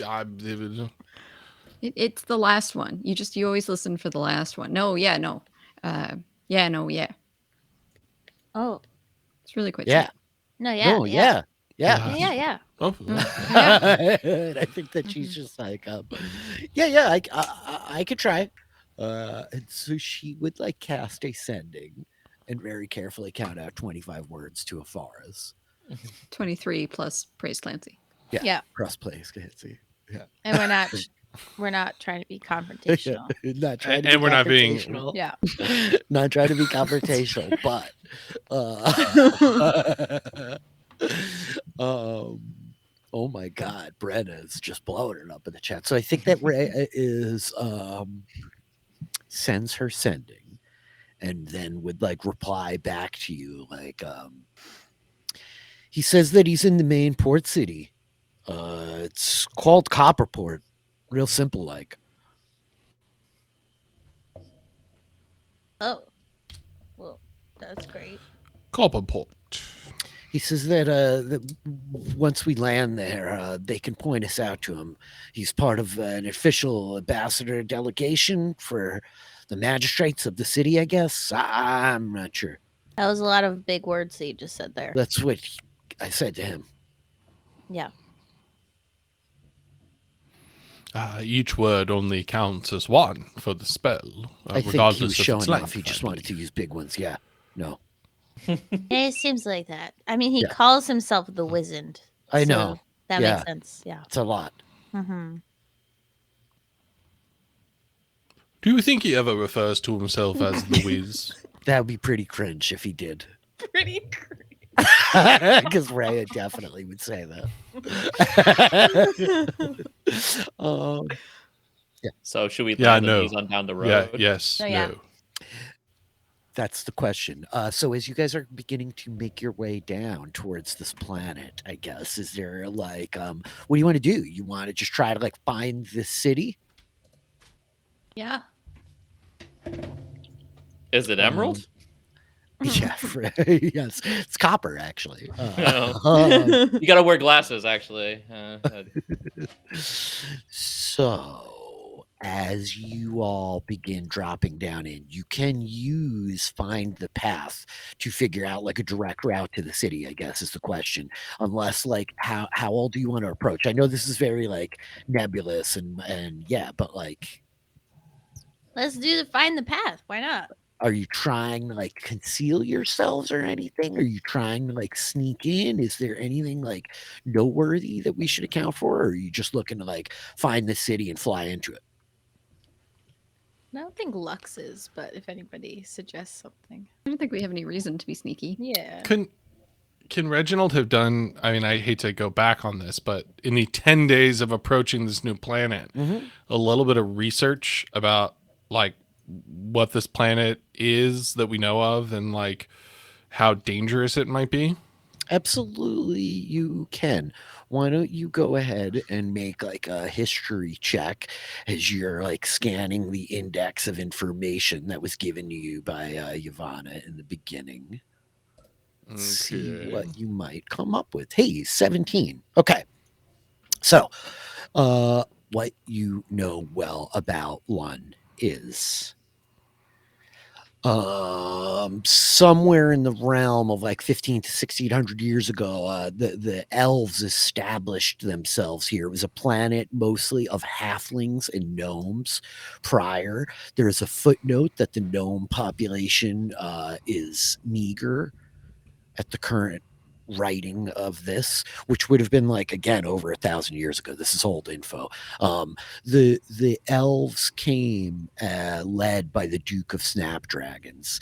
They were essentially like refugees in the stars, fleeing their world, looking for some place. Were taken in by the halflings of Lun. It's a world of like rolling hills and waterways, like a green world with vast kind of like savannas, and like streams, a lot of like lakes, the topography, Various biomes, one might say. yeah, exactly. Yeah, the biomes limited, however, is they're not like vast jungles or any kind of like Arctic pole seemingly on Lund or anything like that. It is a like widespread like kind of temperate world. And is it dangerous? In your recounting of these writings with day 17, I think you find that there are footnotes of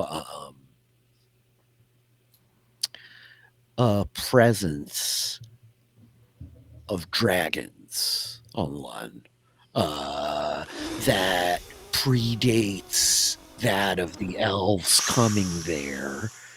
And there are like relationships between like the halflings and the gnomes and the dragons of Lund that predated the arrival of the elven citizenry. And you find like little more information than that. It doesn't go into a ton of depth.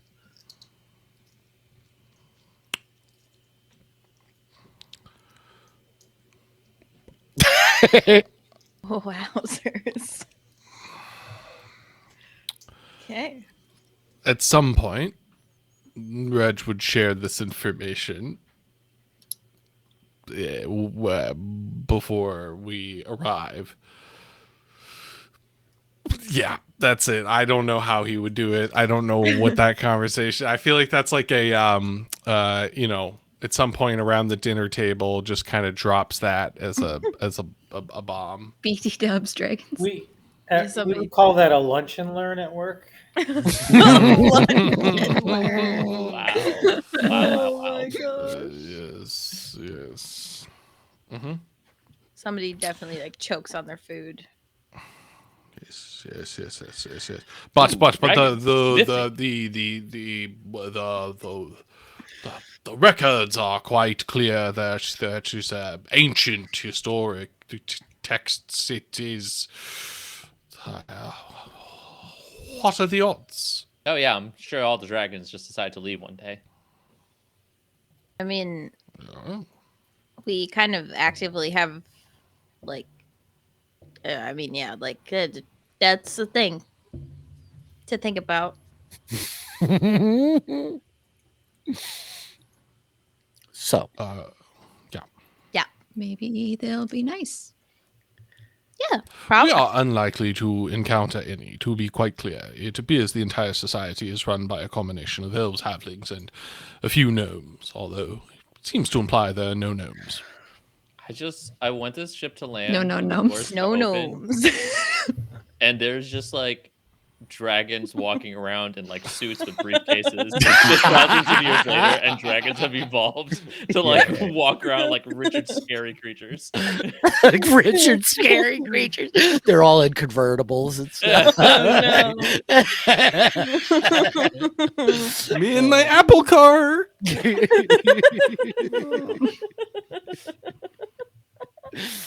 So, Lux, you're going to try to focus to find the path. Yes. You go to the crystal ball, which is attached to like this pedestal next to the Spelljammer helm in the cockpit.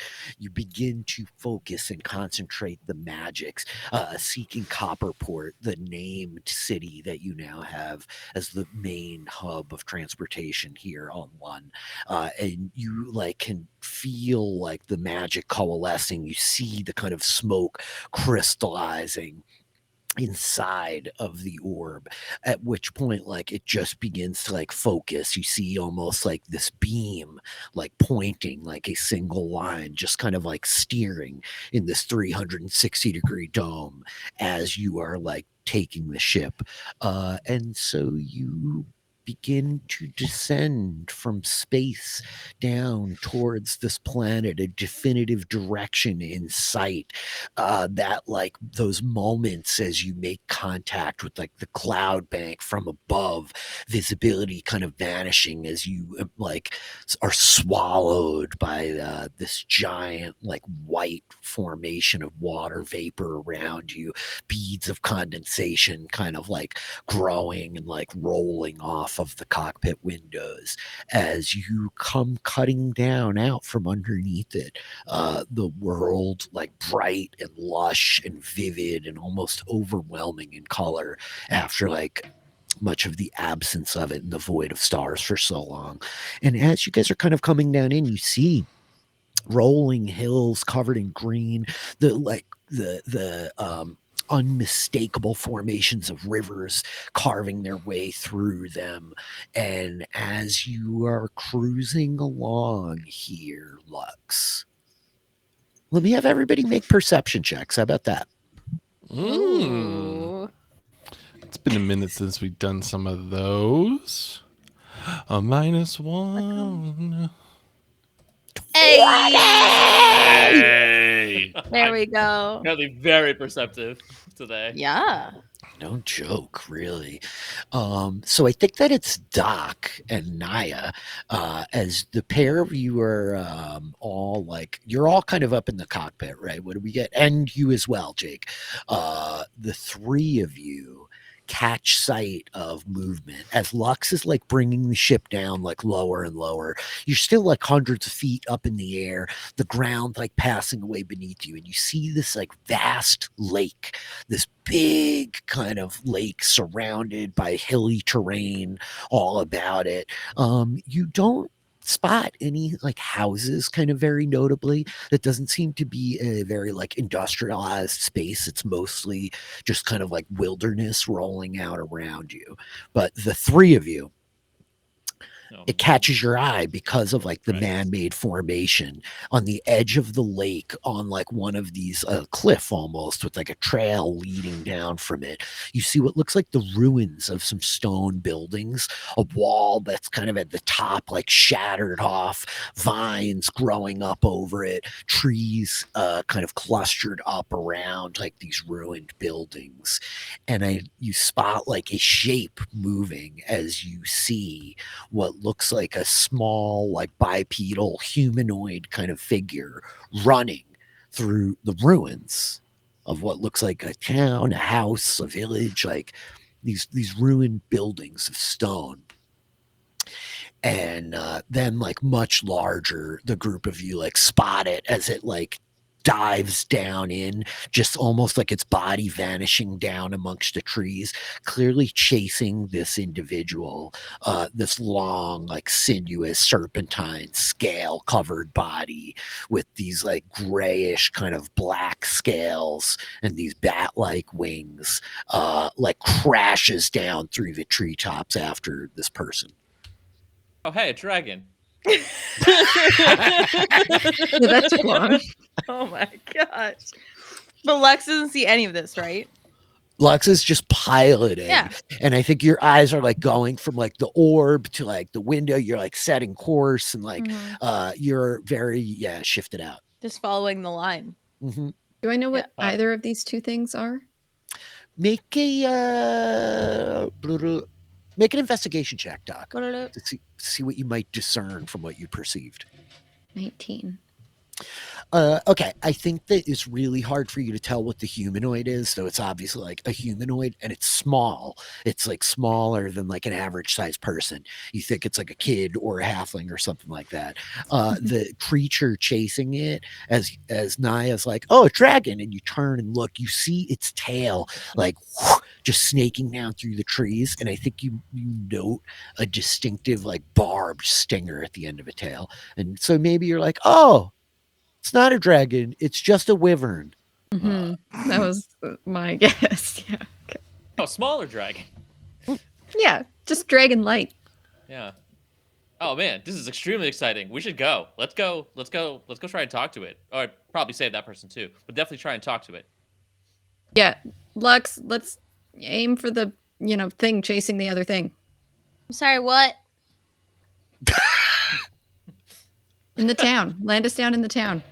Or what was the town? What town? What are you talking about? You turn and look, Lux, and like you see these very obvious ruins that you were completely missing because of your tunnel vision navigation system, and are like, oh, geez, yeah.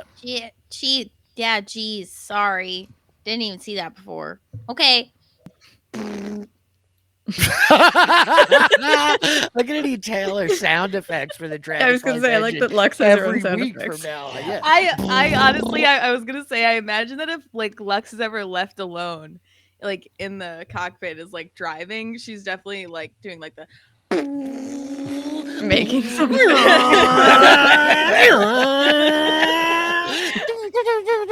It's like Ewan McGregor in Star Wars just making sound effects for your legs. Yeah. It's working. yeah, and especially when she's doing evasive maneuvers, she's like screaming at the top of her lungs, and she's like, yeah, 100%. You guys are a total Saturday morning cartoon, like this whole party.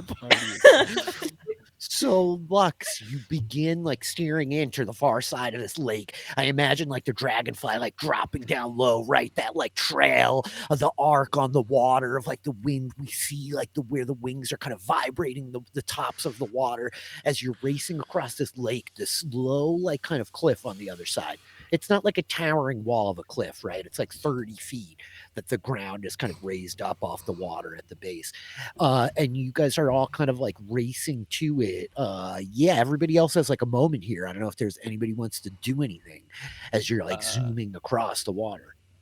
I guess as we're heading there, Naya's gonna put their arms on Doc and Lux's shoulder and just says like, oh, this is going to be extremely exciting. Their eyes flash momentarily as they cast aid on themselves, Lux and Doc. Ooh. So our hit point maximums have just increased by 5. Ay. Not temporary hit points either, just full out maximum for the next 8 hours. Right. Very, very impressive. So Naya casts aid on the 3 of you. Anybody else? Like pre-casting, doing anything weird? Okay. Sorry, this is at what moment? Like right before. Yeah, so Lux is like piloting you across this lake. You're closing in. Now you, Professor, are like looking. You see what looks like the ruins of a couple of like stone buildings sitting at the top of the cliff. And you see like trees thrashing around. And I think all of you spot it now as this wyvern like kind of vaults itself, pulling itself up on a tree and like vaults up into the air, circling for a minute. And this tiny bipedal figure like racing through the ruins dives into like one of the building structures as the wyvern like is flying down towards it. Is Jacob with us?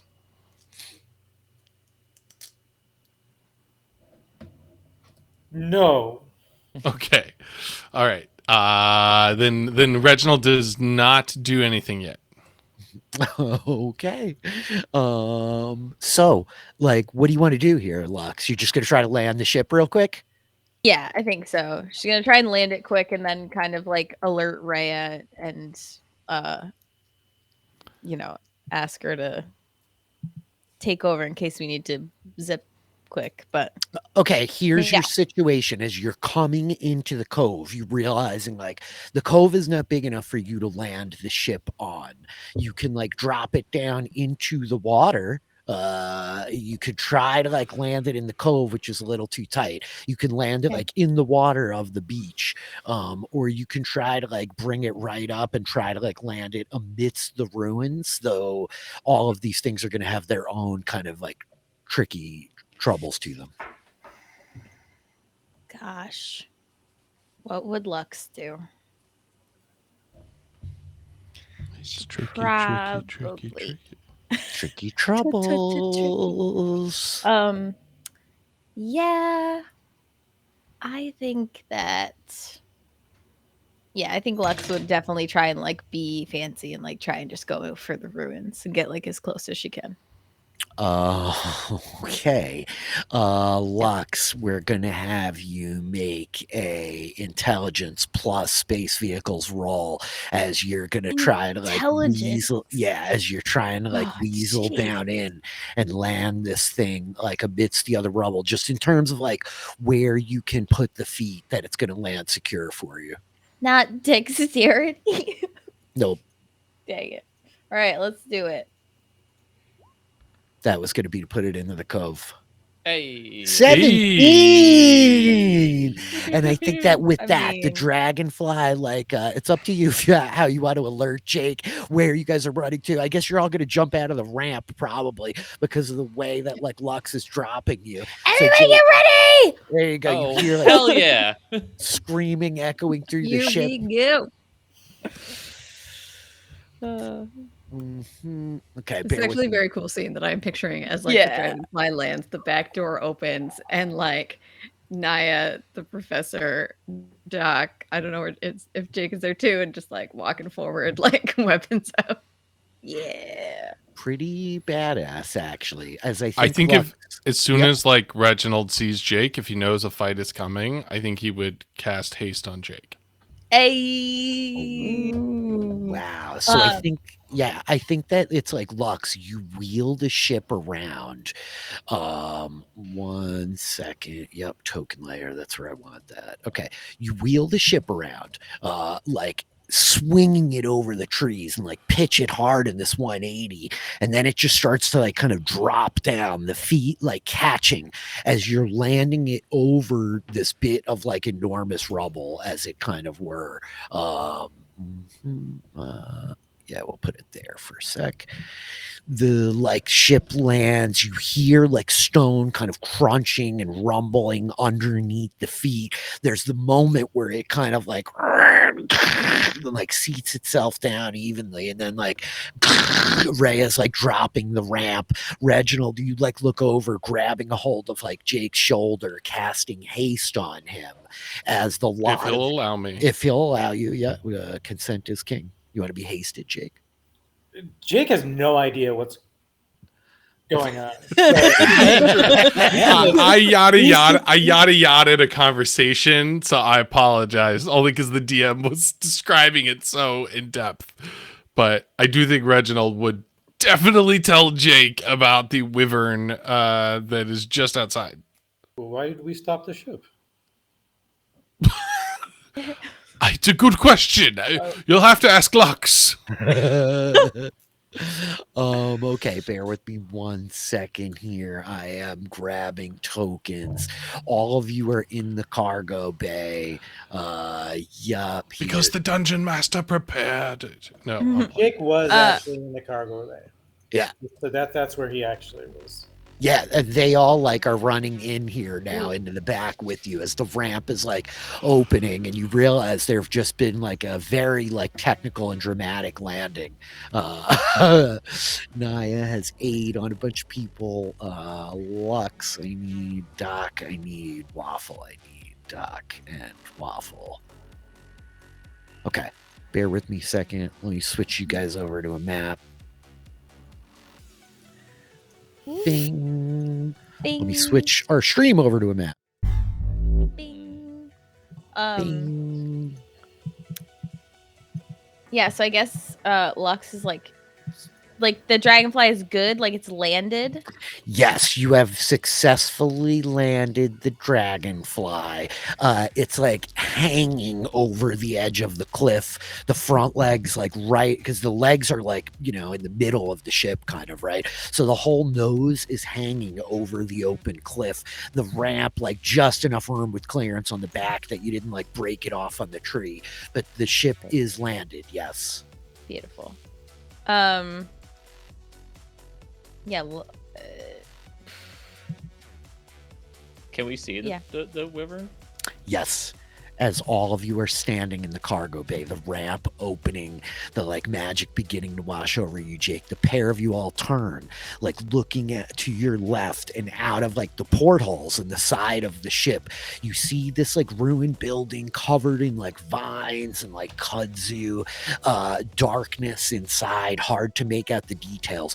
And the wyvern is clutched to the side of the building, like ripping away at the door, its claws like pulling down in at the door frame, its head like twisting and looming down around the top. You can see the wyvern not very far from the back of the ship at all, as a matter of point. We lost Troy for a moment, but I guess I'd say click your tokens. I'm back. Awesome. Probably click your can- tokens. We could roll initiative. Oh, Yeah, I go. was gonna say, can Naya just shout out in Draconic, "Hey, what's up?" Yeah, you totally can. And you do. And I think that the thing like turns. It's like draconic face, like this heavy kind of plated brow that it's got, dust and rubble falling out from around its jaws as it like turns, twisting its head, tilting it like a dog, like peering down in through one of like the tiny portholes in the back, like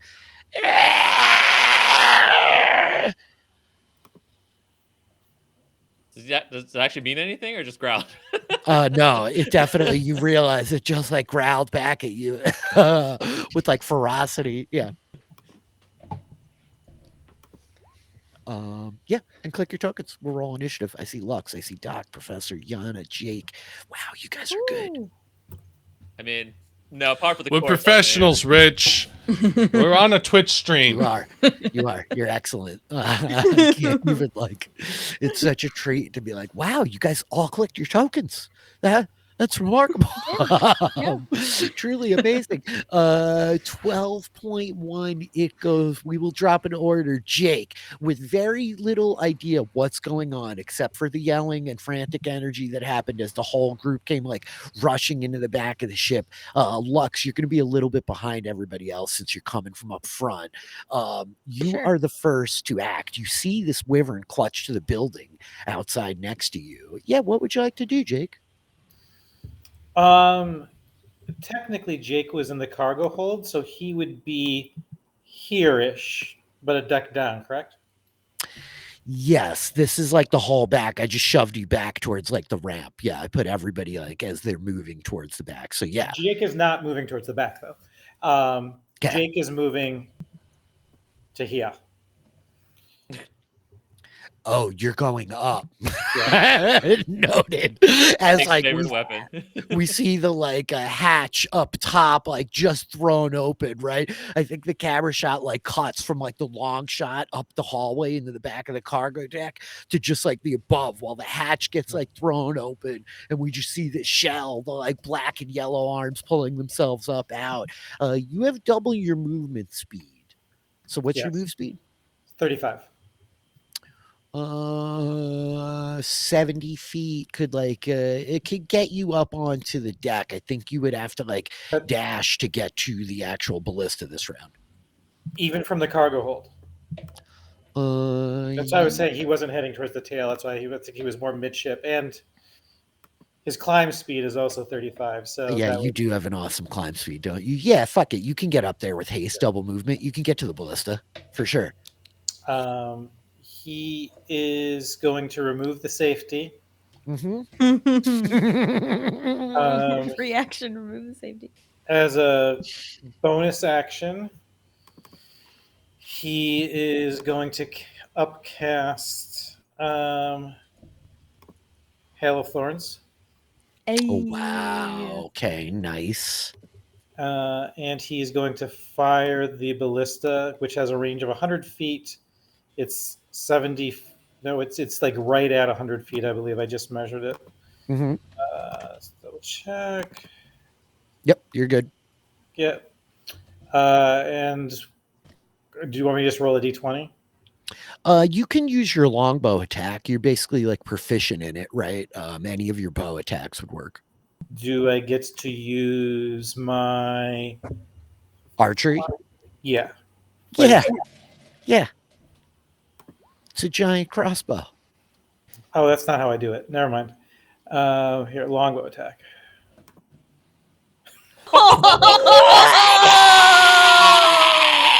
As Runo, Jake Jake is is gonna like, one shot this thing. chook, he like drops Oh the my safety, like, gosh.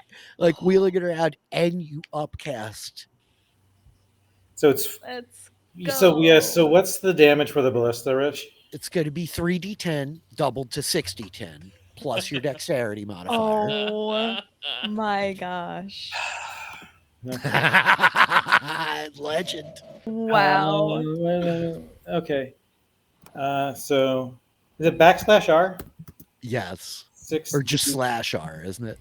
That's right. Yeah. Wait. Sorry. Yeah. 6d10 plus 3 plus 4d10 for the upcast. Because 2d10 for the upcast. Yep. So that doubles. Yeah. Yeah. Plus. You need a dex saving throw as well. Uh-huh. Right. Well, I added the +3 was my dex bonus. Plus 2d6 from the swarm attack. Because so here's what happens. Yeah. Yeah. Thank Paint you. the picture. Oh, let's go. I need to read something on swarm attack because I just want to make sure that I'm not reading this incorrectly. Gathered swarm. You can cause this one. Okay, that's right. So he removes the safety. He lines up the ballista at the wyvern. Fires as the large bolt leaves the ballista. Some of the swarm in his shell spirals along the ballista as it goes, and then when it's about 30 feet from the wyvern, a bunch of peripheral side missiles branch off from the main missile and plummet, which is the effect of the Zephyr Strike, which damage. Oh, it does get. Here, let me do the 4d10 separate because it does get a dexterity saving. I failed my dex save badly. Mhm. Oh, I just see that now. Okay, so it's 4d10. Never mind. Yeah. Yep. Yeah. Okay. So just tracking for the peanut gallery here. That's 3d10 for the ballista plus 3 for his dex, doubled to 6d10 plus 3, plus an additional 4d10 for an upcast hail of thorns, plus an additional 2d6 for the swarm, which brings us to a total of 79 points of damage. A new record has entered the arena. Jake the My Dragon goodness. Slayer. Yeah. Boom! This ballista bolt shears into the back of this wyvern that's angry growling at the ship transforms into frantic, panicked screaming.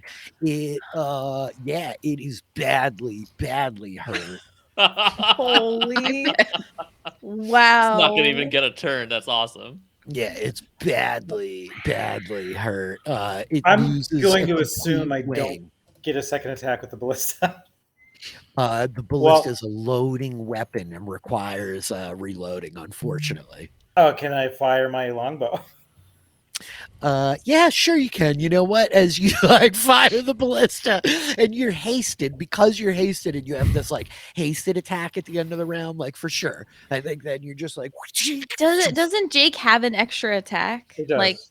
As yes. as a ranger, but then also the Yes. hasted action. Yes. He But I gets two more think extra the attacks. fact that the ballista would need Gotta, to do the reloading thing, I think the two things kind of They Yeah. There, can give him that an makes extra sense, attack. that makes sense. He's not gonna. Well, he can anyway, because he's already got. He only has one bonus action, so he's gonna fire the longbow. Okay, go for it. 20. As, the standard arrow sails in after this catastrophic blast. The wyvern completely grappled as well, right? Or no, it's not. I'm thinking of a different spell. Roll damage, nonetheless. Okay. For Let me another see 9. let me just double check the once on each. Ignore the one because the swarm only helps once a turn, so it's just 8 points of Got piercing it. damage. Got it. with that, that's Jake's turn. You guys hear the ballista fire from above, and you see this like bisecting missile like rip itself apart, transforming into like these like this hail of thorns pummeling this wyvern, which is barely standing. Professor, you're up on 21.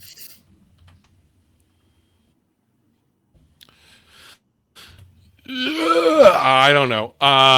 Okay, I'm a little delayed here. I apologize. But I'm going to fire a chromatic orb at 3rd level. Okay. With a let's go with lightning power. Okay. At this wyvern. Here we go. Let me get roll 20 working here. Sorry. Roll to take a chromatic orb with 3rd level. Chromatic orb.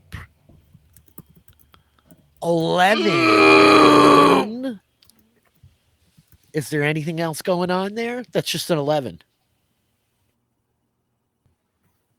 I think it's just an 11. We watch as Reginald, like stepping out of the back of the ship, fires this chromatic orb that like goes wide, smashing into the wall, lightning arcing all over the place. That unfortunately is a miss.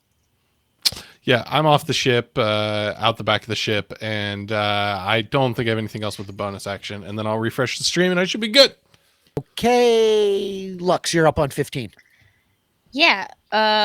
Lux is going to, as she's like running towards the back, she like stops for a second and is like, what am I doing? And like bonus action, ethereal step that goes out the side of the ship. Yeah. Outside. I think like you stop as like you look up and you see like just the feet of Jake like pounding up the ladders as he heads for the upper deck. You know, you like look and see your friends another like 30 feet in front of you standing near the back ramp, and you're like, and like phase out, stepping out of the side of the ship.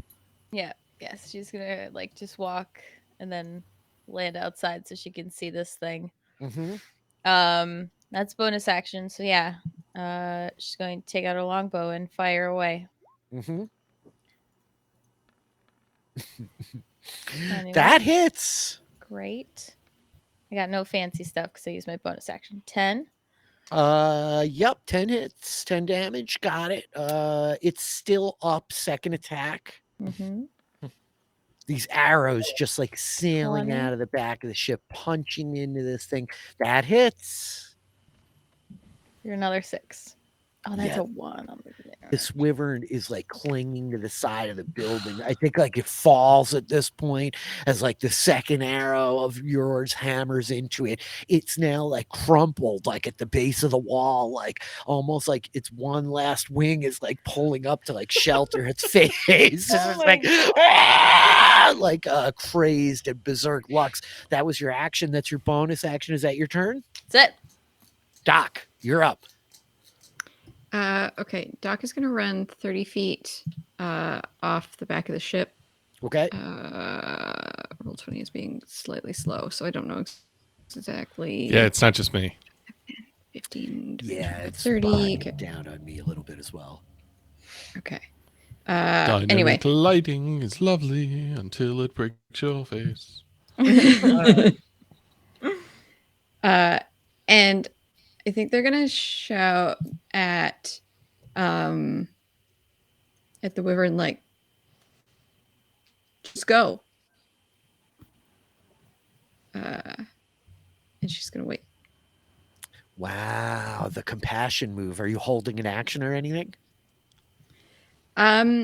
Yeah, I think like the battle axe is drawn to like add to the intimidation of it all. And if it comes to attack me, I will try to hit it. Okie doke. Very fair. I think that with that, this thing like all kinds of messed up.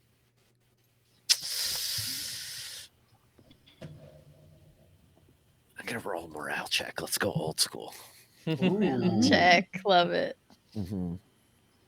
I'm trying to roll high. It's got like no damage, right? Okay. That was whispered, but it was a 5.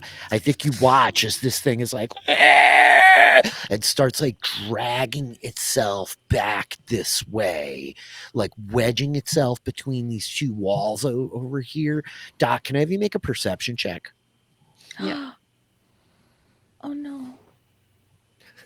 It's Oh, just no. gonna be a bunch of eggs. Yeah, I was gonna say it's a Yeah. mom. Is it a mom? Kind of why I did Scrambled. what I did is yeah, I had a feeling. Yeah. Oh my god. Okay, we're just grabbing dice because Roll20 is being real slow. Yeah, you could. Oh, roll never mind. for It rolled 23 perception. Yeah, as it comes around the wall, you hear the sound of like another like heavy body back there moving, like the sound of claws like dragging against stone for an instant. It does use its round to like scurry away from you, though. That's its movement. It's going to use its action to dash. God. Why do I even like build these maps just so I can like take things off of them? It's like barreling away through the woods. That is its turn. Naya, who is not Yana, you are up. I mean, Naya shouts at it like in Draconic, "See you later," and I guess just goes off the ship and starts making their way towards this part area and shouting, I guess in common, "Okay, it's gone. You can come out now." Both of them? There were two! Yeah. One got my horse! Oh Everyone's no. gotta eat. Make a perception check, Naya.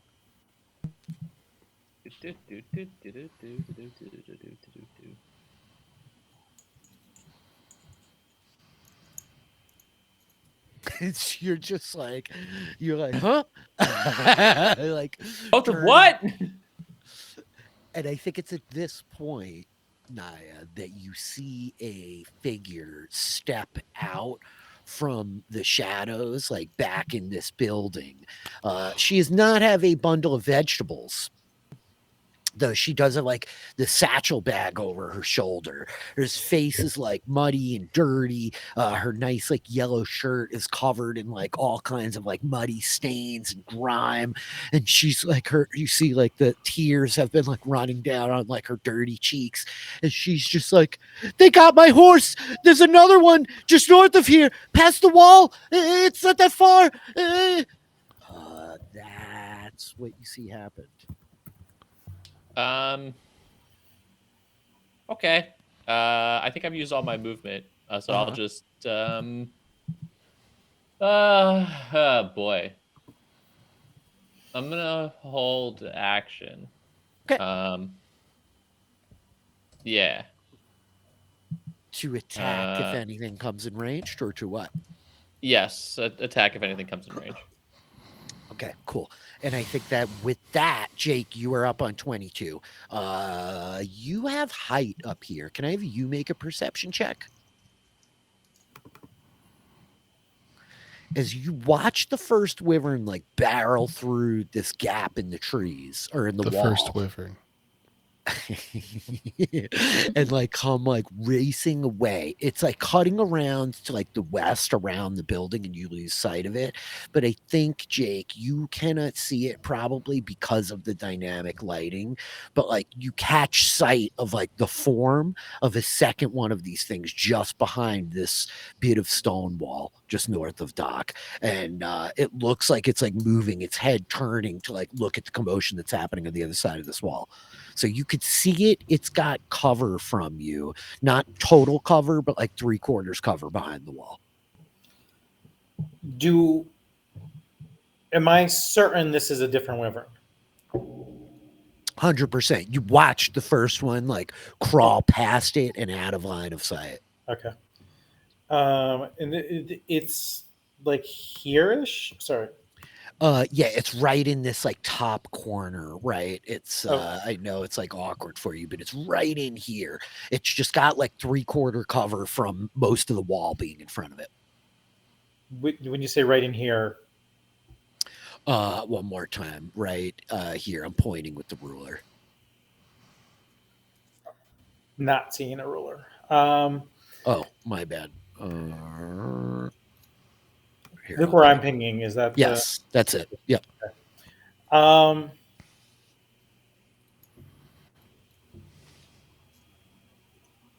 I mean,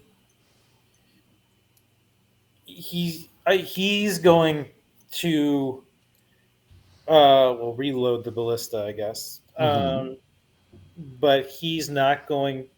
He will fire if it leaves cover. Okay. Got it. So you reload the ballista. You're holding your action to shoot if you get a line of sight.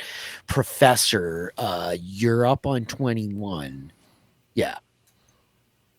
I think you do I see? I mean, like, what do I see back behind there? make a perception check. I think you can kind of hear the sound of something moving on the other side of the wall, but that one wyvern did just crawl away from you. It's a 5. A 5. I think you don't see it yet, right? The wall itself, like standing about 10 feet, like kind of cracked and shattered off the top. Though you would see like this tree next to the wall, like hanging over it. The top is like moving and shaking, and you hear something right on the other side of the wall. I think Reg would just like kind of like walk over to like kind of stumble out the back of the Dragonfly, and it's like what's the temperature like? I mean, is it like normal, comfortable, hot? Yeah, that's a great question. As you come like darting out of the back, like stumbling out of the back, as it were, it's like mid 70 degrees. It feels like a very beautiful kind of spring day. The sky blue, white, fluffy clouds above you. There's the sound of like water kind of lapping lightly up on the coast of like this lake behind, a breeze in the air, like amidst the sound of like the wyverns, like you hear like the wind in the leaves. It's pretty nice. I think Reginald would just go over to Doc and say, I missed. What if it comes back? Then we kill it. Good. And Reginald will prepare another chromatic orb to release upon anything else coming back at him. This time it's 2nd level. Okay, you got it. I am sorry to our Celsius-minded viewers for my gross use of Fahrenheit. Gosh. Okay, 77 degrees. You can is figure 25. Out. It's out of 100. It's not that hard of a 25. Scale. 0 it's to 25. You're fine. It's I easy math. I thought it was 70 Celsius. Now I've just thrown everything up. What have I done? wheeling in here. Professor, as you are holding your action, as are you, Jake, both of you may react as you see a second wyvern come climbing over the top of the wall. It's basically like the two like black clawed taloned fists grabbing like the sinuous serpentine head rising up, the wings like fluttering once as it like pulls itself up on this thing, preparing to like launch itself like a cat.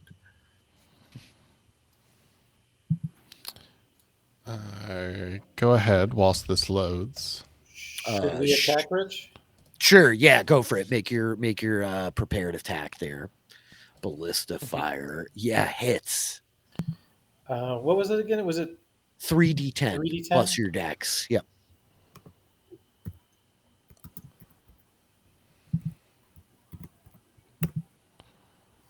Wow. 25 points of damage. Man is a slayer as the ballista bolt like hammers into this wyvern, scales like shattering, part of like the rubble and the stone like breaks, blasting away. That is your shot, Jake. Professor. Yeah. So what I'm trying to figure out is the Clockwork Amulet that I have. Does it require an action to activate? I don't believe so. Let me double check myself. I'm trying to pull it up myself. Yeah, no worries. I know. It's like fighting you. Let me double check.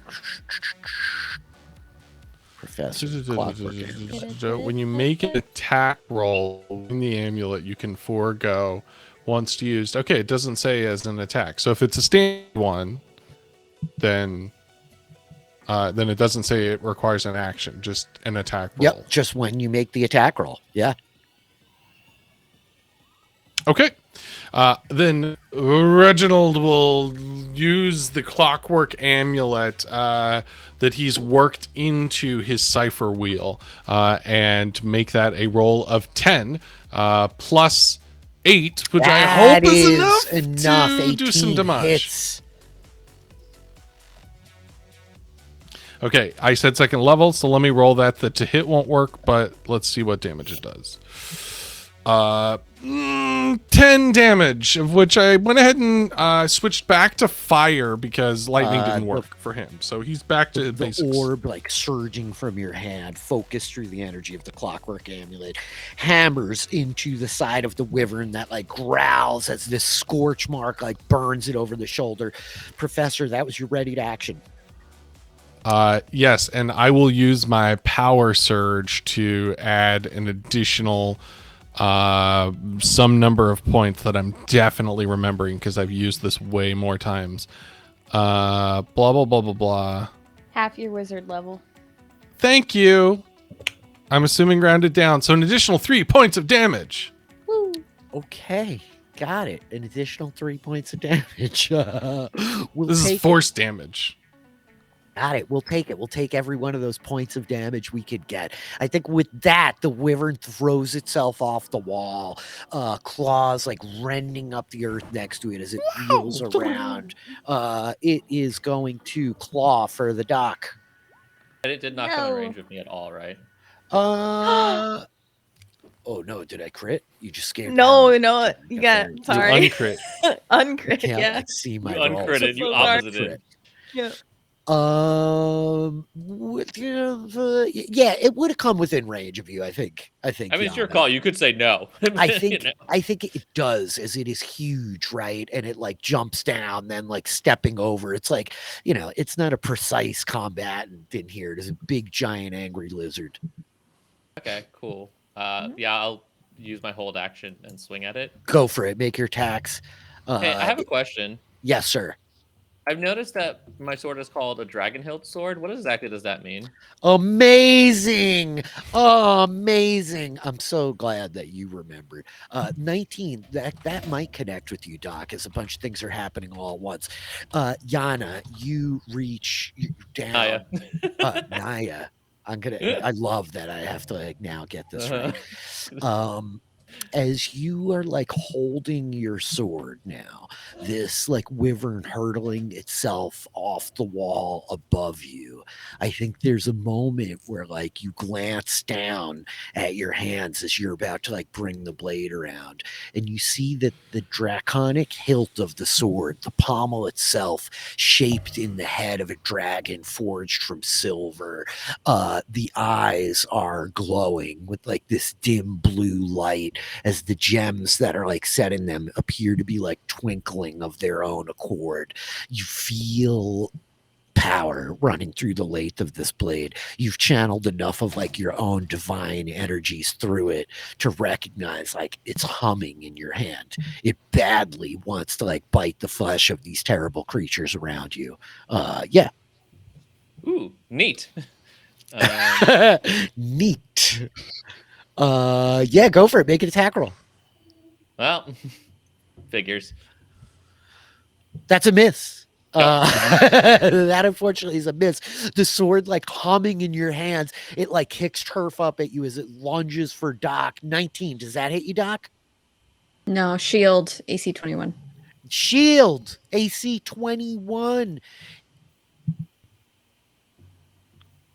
And with that, its claws dragging across the shields. Your dramatic pauses make me think my computer's breaking. It just Yeah, I was like, did we lose Rich? What's going on? Creating tension. I'm like, the whole DM thing where you're doing 75 things at once and sometimes they crash into each other. I don't know anything about that. System overload. What's No the idea. next thing? Little fire emoji in the corner. Exactly. This computer's about to burst into flames. That is the wyvern's turn. Lux, you're up on 15. Yep. Lux, bonus action, Hunter's Mark, firing away. 22. 23 hits. 20, yep, I can math. I can add 2 I to can things. has math. Yeah, also with the Wow. D6. Yep. Okay, Great. 13 points of damage. Nice. Another one. Another. Another one. 12 is a miss. Great. The arrow deflecting off of like the hide of this wyvern that is frantically trying to kill your friend. Lux, that's your action. That's your bonus action. You get some movement. Doc, you're up. Doc is gonna yell at this thing and be like, "You should go too," but is also gonna hit it twice. It's just like, yeah, that hit. 26. Yep. Yeah. 18. Yeah. Is that 20? Yeah, so that's 20 total. Hits. That's 20 points of damage. The 1-2 chop, Doc, as you just like bring the blade up, like hewing it around, it like cleaves down into this thing's leg, wheeling in this like 180 arc as it chops into like the backside, blood like running down the scales. It's like crazed and wild in front of you. That's your action. Yeah, bonus action. Waffle's gonna come flying out of the back of the ship. Yes. And tail whip the bigger dragon. 16. Hits. The tiny mechanical dragon comes like surging out of the back of the ship. Yeah, smashing. he makes like the BB-8 noise or like the R2 noise, and he's like, as he like Yeah. flying out for 9 force damage. That's my turn. I love it that we have our own R2 who is actually a dragon. It's so good, Melissa. Boom! It like smashes the dragon, scales shattering. Doc, that was your action. That was your bonus action. That is your turn. Secondary wyvern goes. It's fleeing. It flees into the woods. Naya, you're up. Cool. Naya looks at the person who came out from the shadows and just says, "Oh, that other dragon." One moment, and then walks over to flank the wyvern. And bonus action, divine favor. Okay, got it. Up goes the D4. And then we'll swing away. This like golden light glimmering off the blade as you bring it up. 24 hits for 6 points of damage plus 7. What's going on here? I'm just trying to track. So it's dueling style plus. Got it. Because I get the +2 for dueling plus the. That's where the damage. 6 is coming from. That's 13. Naya, damage. I would like you to roll an additional 3d6 points of damage. Oh, gladly. As you feel the sword that like as soon as it cuts in with the flesh of this wyvern, the blood begins to smoke like steam. Like the like sword itself is like cherry hot. That's fine. We'll just 8. Yep. Got it. So that's 13 plus 8 is 21 points of damage on the first attack. Second attack. Yeah, second attack coming in. Yeah, don't let me cut you off if you're trying to smite things. 19. Hits for an additional 14 points of damage plus 3d6 again. And this time, there will be the sound of thunder as Divine Smite hits for additional 2d8.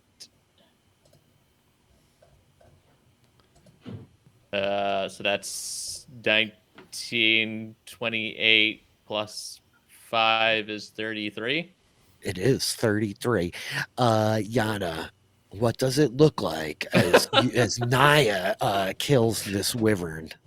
Yeah, I guess with a smite, there's like this energy that like that clap like thunder that echoes through as like crackles start appearing across the creature's body, and then there's just like energy glowing off it, and then it just like explodes in this like flash of light. this burst of light firing off. I think the wyvern like lurches up, rearing for a moment, Doc, like it might topple on top of you. Your like feet kick into motion as you pull yourself out of the way. It falls sideways, like smashing off this wall, kind of rubble, like raining down to the ground. Its body like hitting the earth right at your feet, Professor. Naya like holding this sword that like is glimmering and glowing with this kind of golden radiance off it. You feel it almost like vibrating in your hand as you're standing here. And yeah, this voice like emerges from the ruins of like, by the light and the mother, are you all right? You killed it? Yeah. Yeah. One of them. One. And I see no signs of your horse, unfortunately. As you like note one of them, I think you could see like trees shaking in the distance, the other wyvern like dragging its wounded body like along the earth, darting away through like the wood line. Are you guys going to chase it down? It seems like not, but okay. And so, yeah, as you like offer this, like, you see no signs of the horse. All of you see this like halfling woman, her hair, like this lustrous kind of black hair tied up in this bit of like a bun at the top of her head. She's got like this wreath of these blue flowers, though many of them seem to have like fallen out. They're like battered and broken and all messed up, right? And she's kind of like standing holding this satchel at her side in the frame of like this too big doorway, the darkness of the building around her. And she's just like, oh my word, I'm really lucky that the group of you found me to... What is that? As she's like turning and like looking at the Dragonfly now parked here, like, that was not here when I got here. Nah, that's a ship. And we're the crew of the Dragonfly. And Lux like gestures to the ship, like proudly. She's like, her eyes are kind of like scanning over you, and she's like, oh wow, yeah, it looks just like a dragonfly, doesn't it? Yeah. Wait, It's really cool. wait, that's not like a boat. No. It's a ship. For space. Up there. Did you I'm guys- sorry. What is your name? I am Professor Reginald Frybottom. Oh, right. I'm so sorry. How silly of me. I'm Ginny Everblossom. It's so nice to meet you, Professor. Lux. Doc. Naya. That's Hi. Jake up there on Jake, are you okay? Yes. And she's like, oh my gosh, a turtle. Oh, wow. Oh, my word. Oh, Yondala stars, I don't believe this has happened to me. Did you all see me from space? Is that why you're here? What are you doing here? I didn't see you, but somebody else did for sure. Not from space though. We got a little bit closer. were That would have been close. Yeah, crazy. we were coming Oh. here anyway. We're not like Yeah. that would have been That would pretty be- impressive. Terrifying to live in a world where people could see your face from space. I would never want to have to deal with that. Oh, my gosh.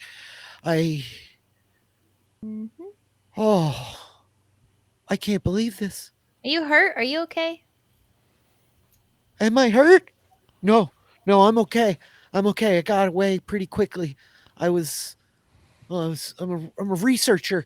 I was here looking for- Researcher. Oh, hey, Jake. Or Yeah, Reggie. yeah. You're a professor? Well, yes, I am. I've said as much, and I do research. What sort of research do you do? I'm very flustered. I'm a bit of a historian. You see, I said that I would have fun on Lund. This is fun. Yeah, history is the most fun. It's so much fun. Hey, goodness. Ben, do you want to come out here? I think you might Yeah. like this. Am I allowed out now?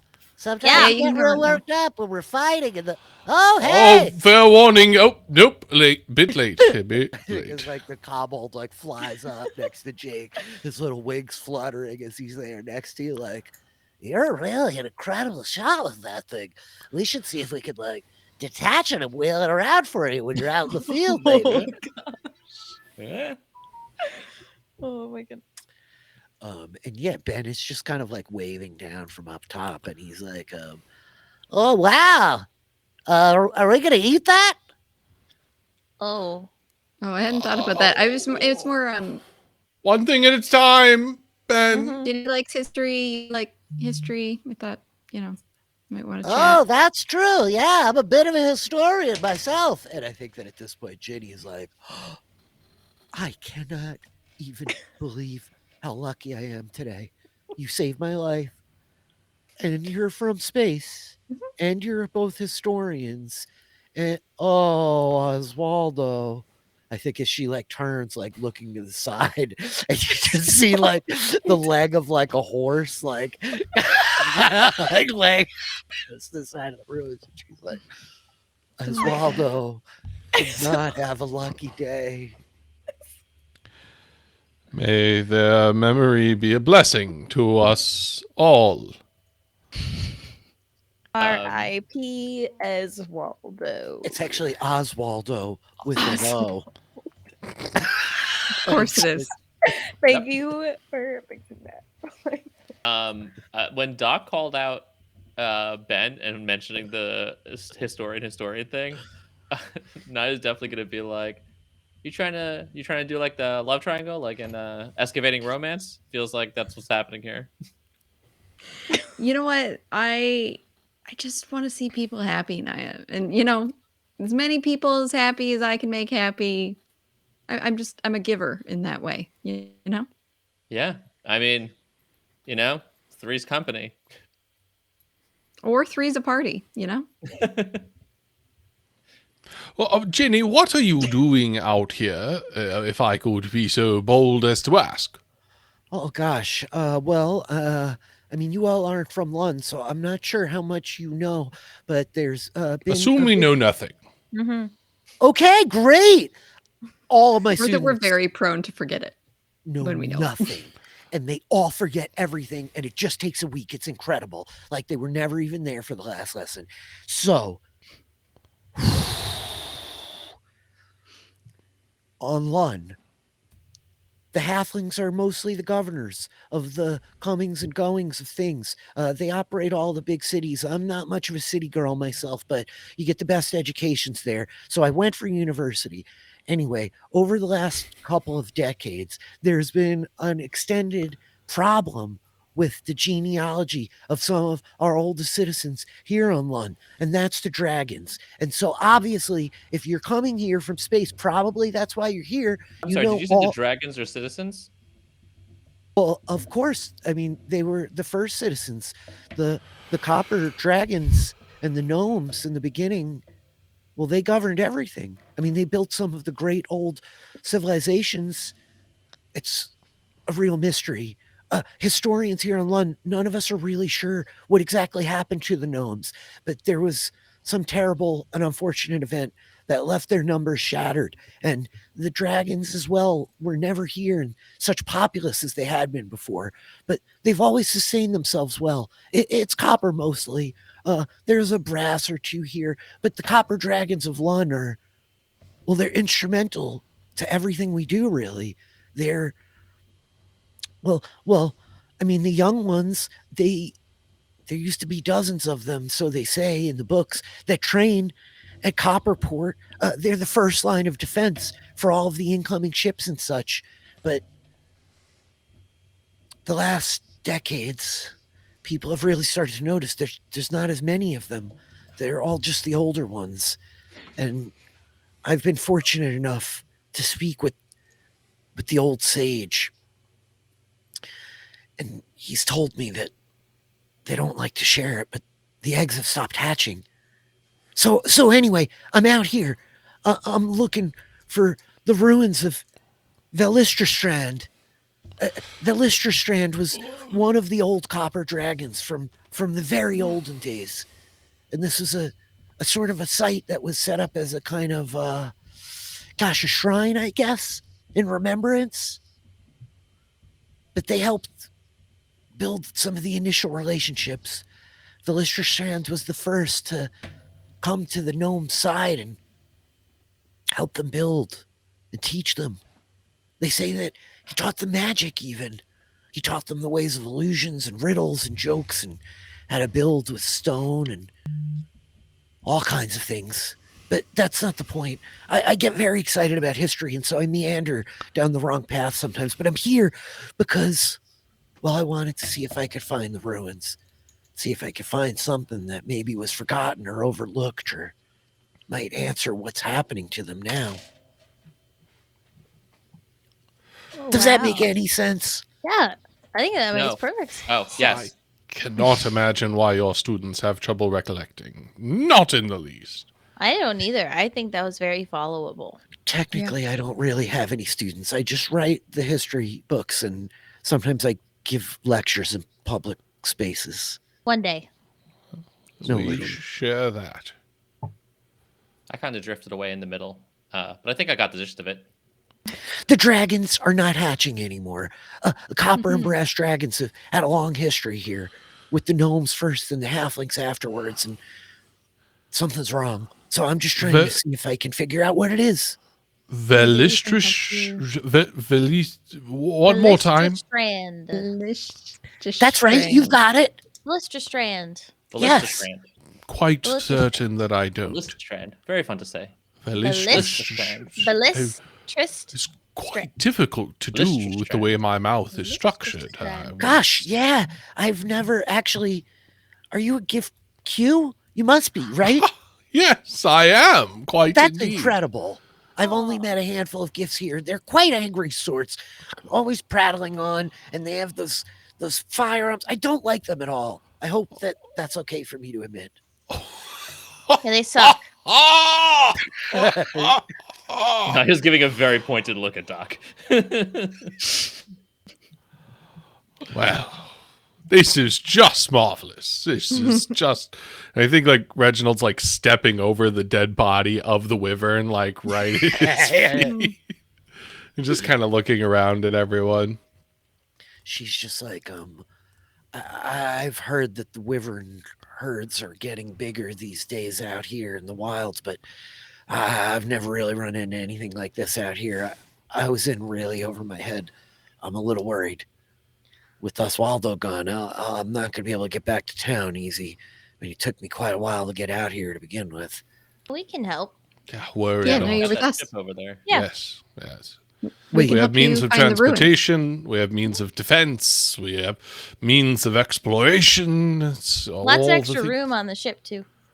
Yes, so it's been a while since we've added anyone to our registry. You're going to Well- let me on the ship? Yeah, I mean, sure. mean- absolutely. Yeah.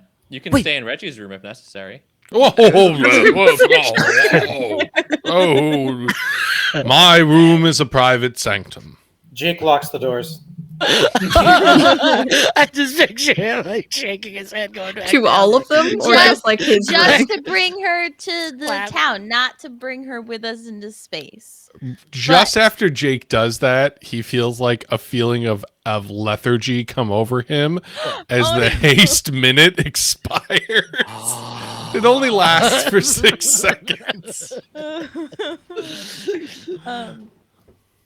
Also, there are a couple rules before going on the ship. Do not talk to or accept anything from the floating orb. Wait, you guys have a floating orb? Yeah, just don't, Yeah. don't. So much. Not even the half of it. So don't. much. It's gonna offer you things. Do not say yes, no matter what it says.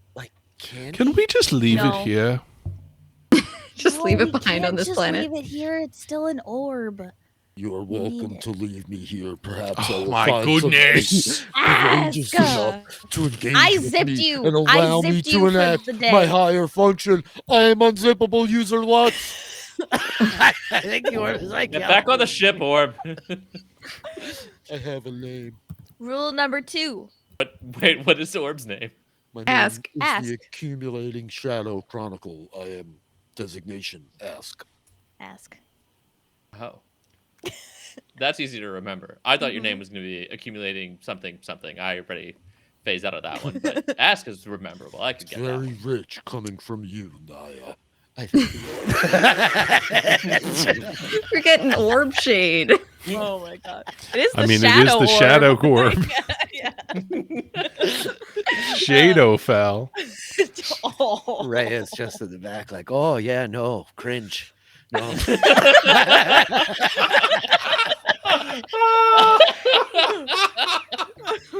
It's like she's here. Yeah, I think you do Reya better than anybody else. Ginny, rule number 2. There's a plant.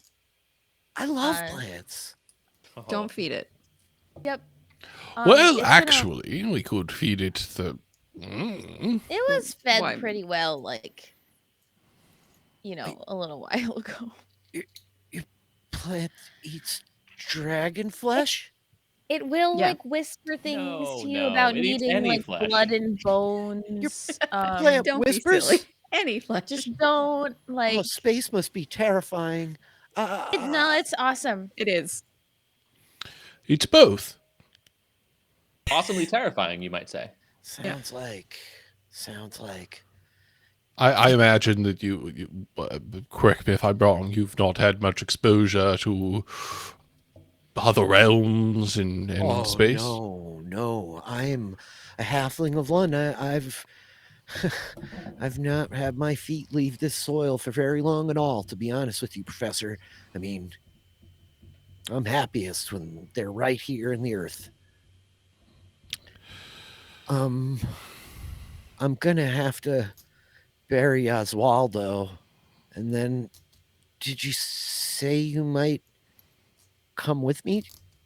Just check out these Yeah. ruins? Yeah. Oh, also, do you know of Ferris? The wizard? Oh, the tiefling from Off-World. Yeah. Mhm. I heard about him. I heard that he was positioned with the magistrates at Copperport. I don't know him personally, though. I'm a very unimportant historian. But I hope to change that. I think that if we can discover anything here, well, I may be able to put it together with what I have already and get some answers. Yeah. And if you roll with us, you're sure to be up the ladder in no time. Yes, We have to roll up the perhaps you could be a ladders? modestly unimportant historian, much And like we myself. know of Ferris. We know of Ferris. We could like get you in with him. Awesome. Yeah. I think she's just like smitten, like looking over the lot of you, like. And Ready? with this like awkward smiles back and forth to one another as we just hear like click, click, click, click coming from the ship and like the ramp. It's like Jake's locking towards. That's probably where we leave our adventurers today. Yay! Doc leans over to Naya and is like, if you can't compete with the halfling, I don't think you had much to begin with. Oh, that's okay. There's lots of options for me out there.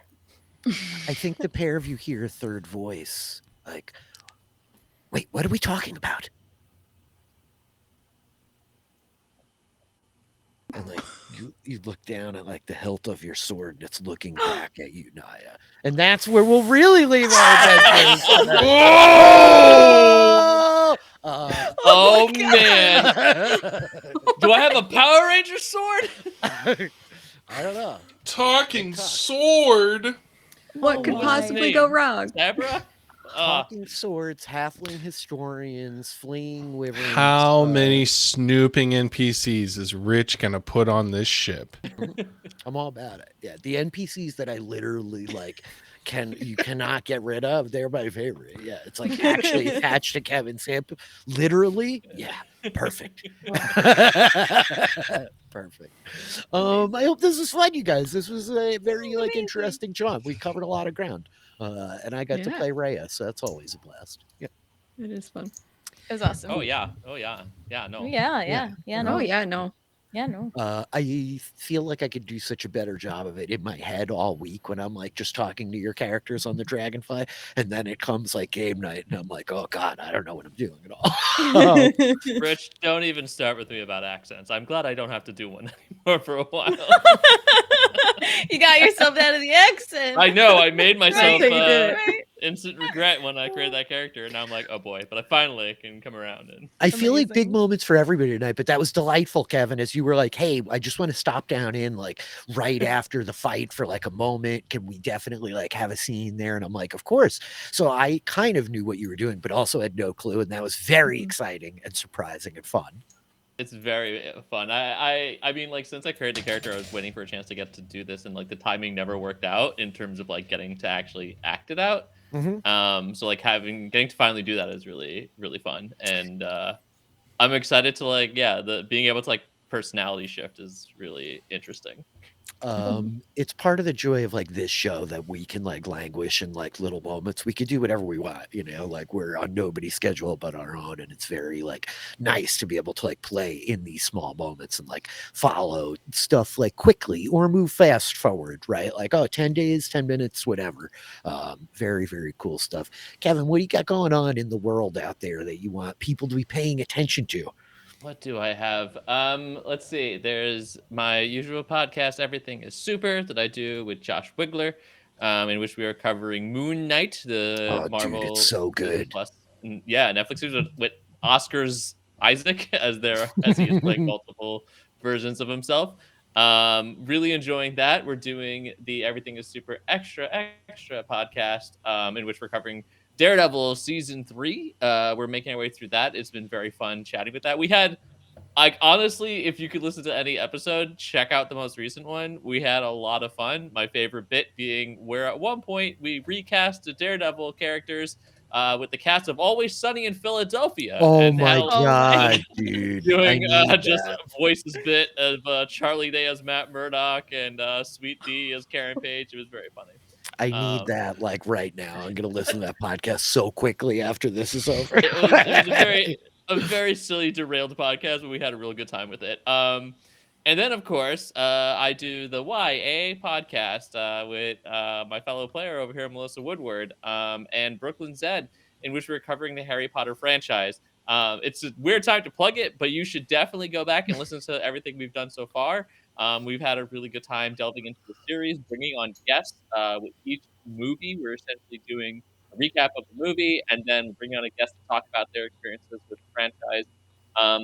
The next episode is going to be a kind of bit of a break one that we're just going to talk through about where we are right now, talking into that fan feedback, talking into some crazy theories we remember when we read the books the first time. And then I'm going on a slight break. We're all going on a break because of me and my want to move across the country. So we're going to go on a small break as all that's happening because I will lose my goddamn mind otherwise. Very fair. Mental health first. Yeah. Who knew that such an upchange and the turning over of life would be so stressful and difficult to do? Anyone who's done it before, right? Yeah. Pretty much The everyone. cross country move is like a hectic move. You're doing a lot of stuff. It's all good stuff. People should be catching up and following along with it. You should go follow Kevin on Twitter, and he'll let you know about half of the stuff when it happens. But it's all good stuff, and you should be there for it. Kurt, Ballista Master, Jake, like stealing the show tonight. Like every time you go near that ballista, great things happen. So good. It's like just formulaically very successful for us here. So thank you for that. How about you? You got anything you want to like hype up or you want us to be paying attention to out there in the world? Nope, you can just follow me on most platforms at Kurt Clark with 2 C's. Instagram if you want to see what I'm eating. Twitch if you want to see what I'm playing. Untapped if you want to see what I'm drinking.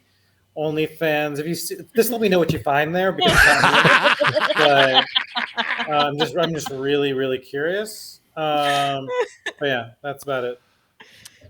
Very, very good stuff. Let Kurt know what's going on out there. Taylor, how about yourself?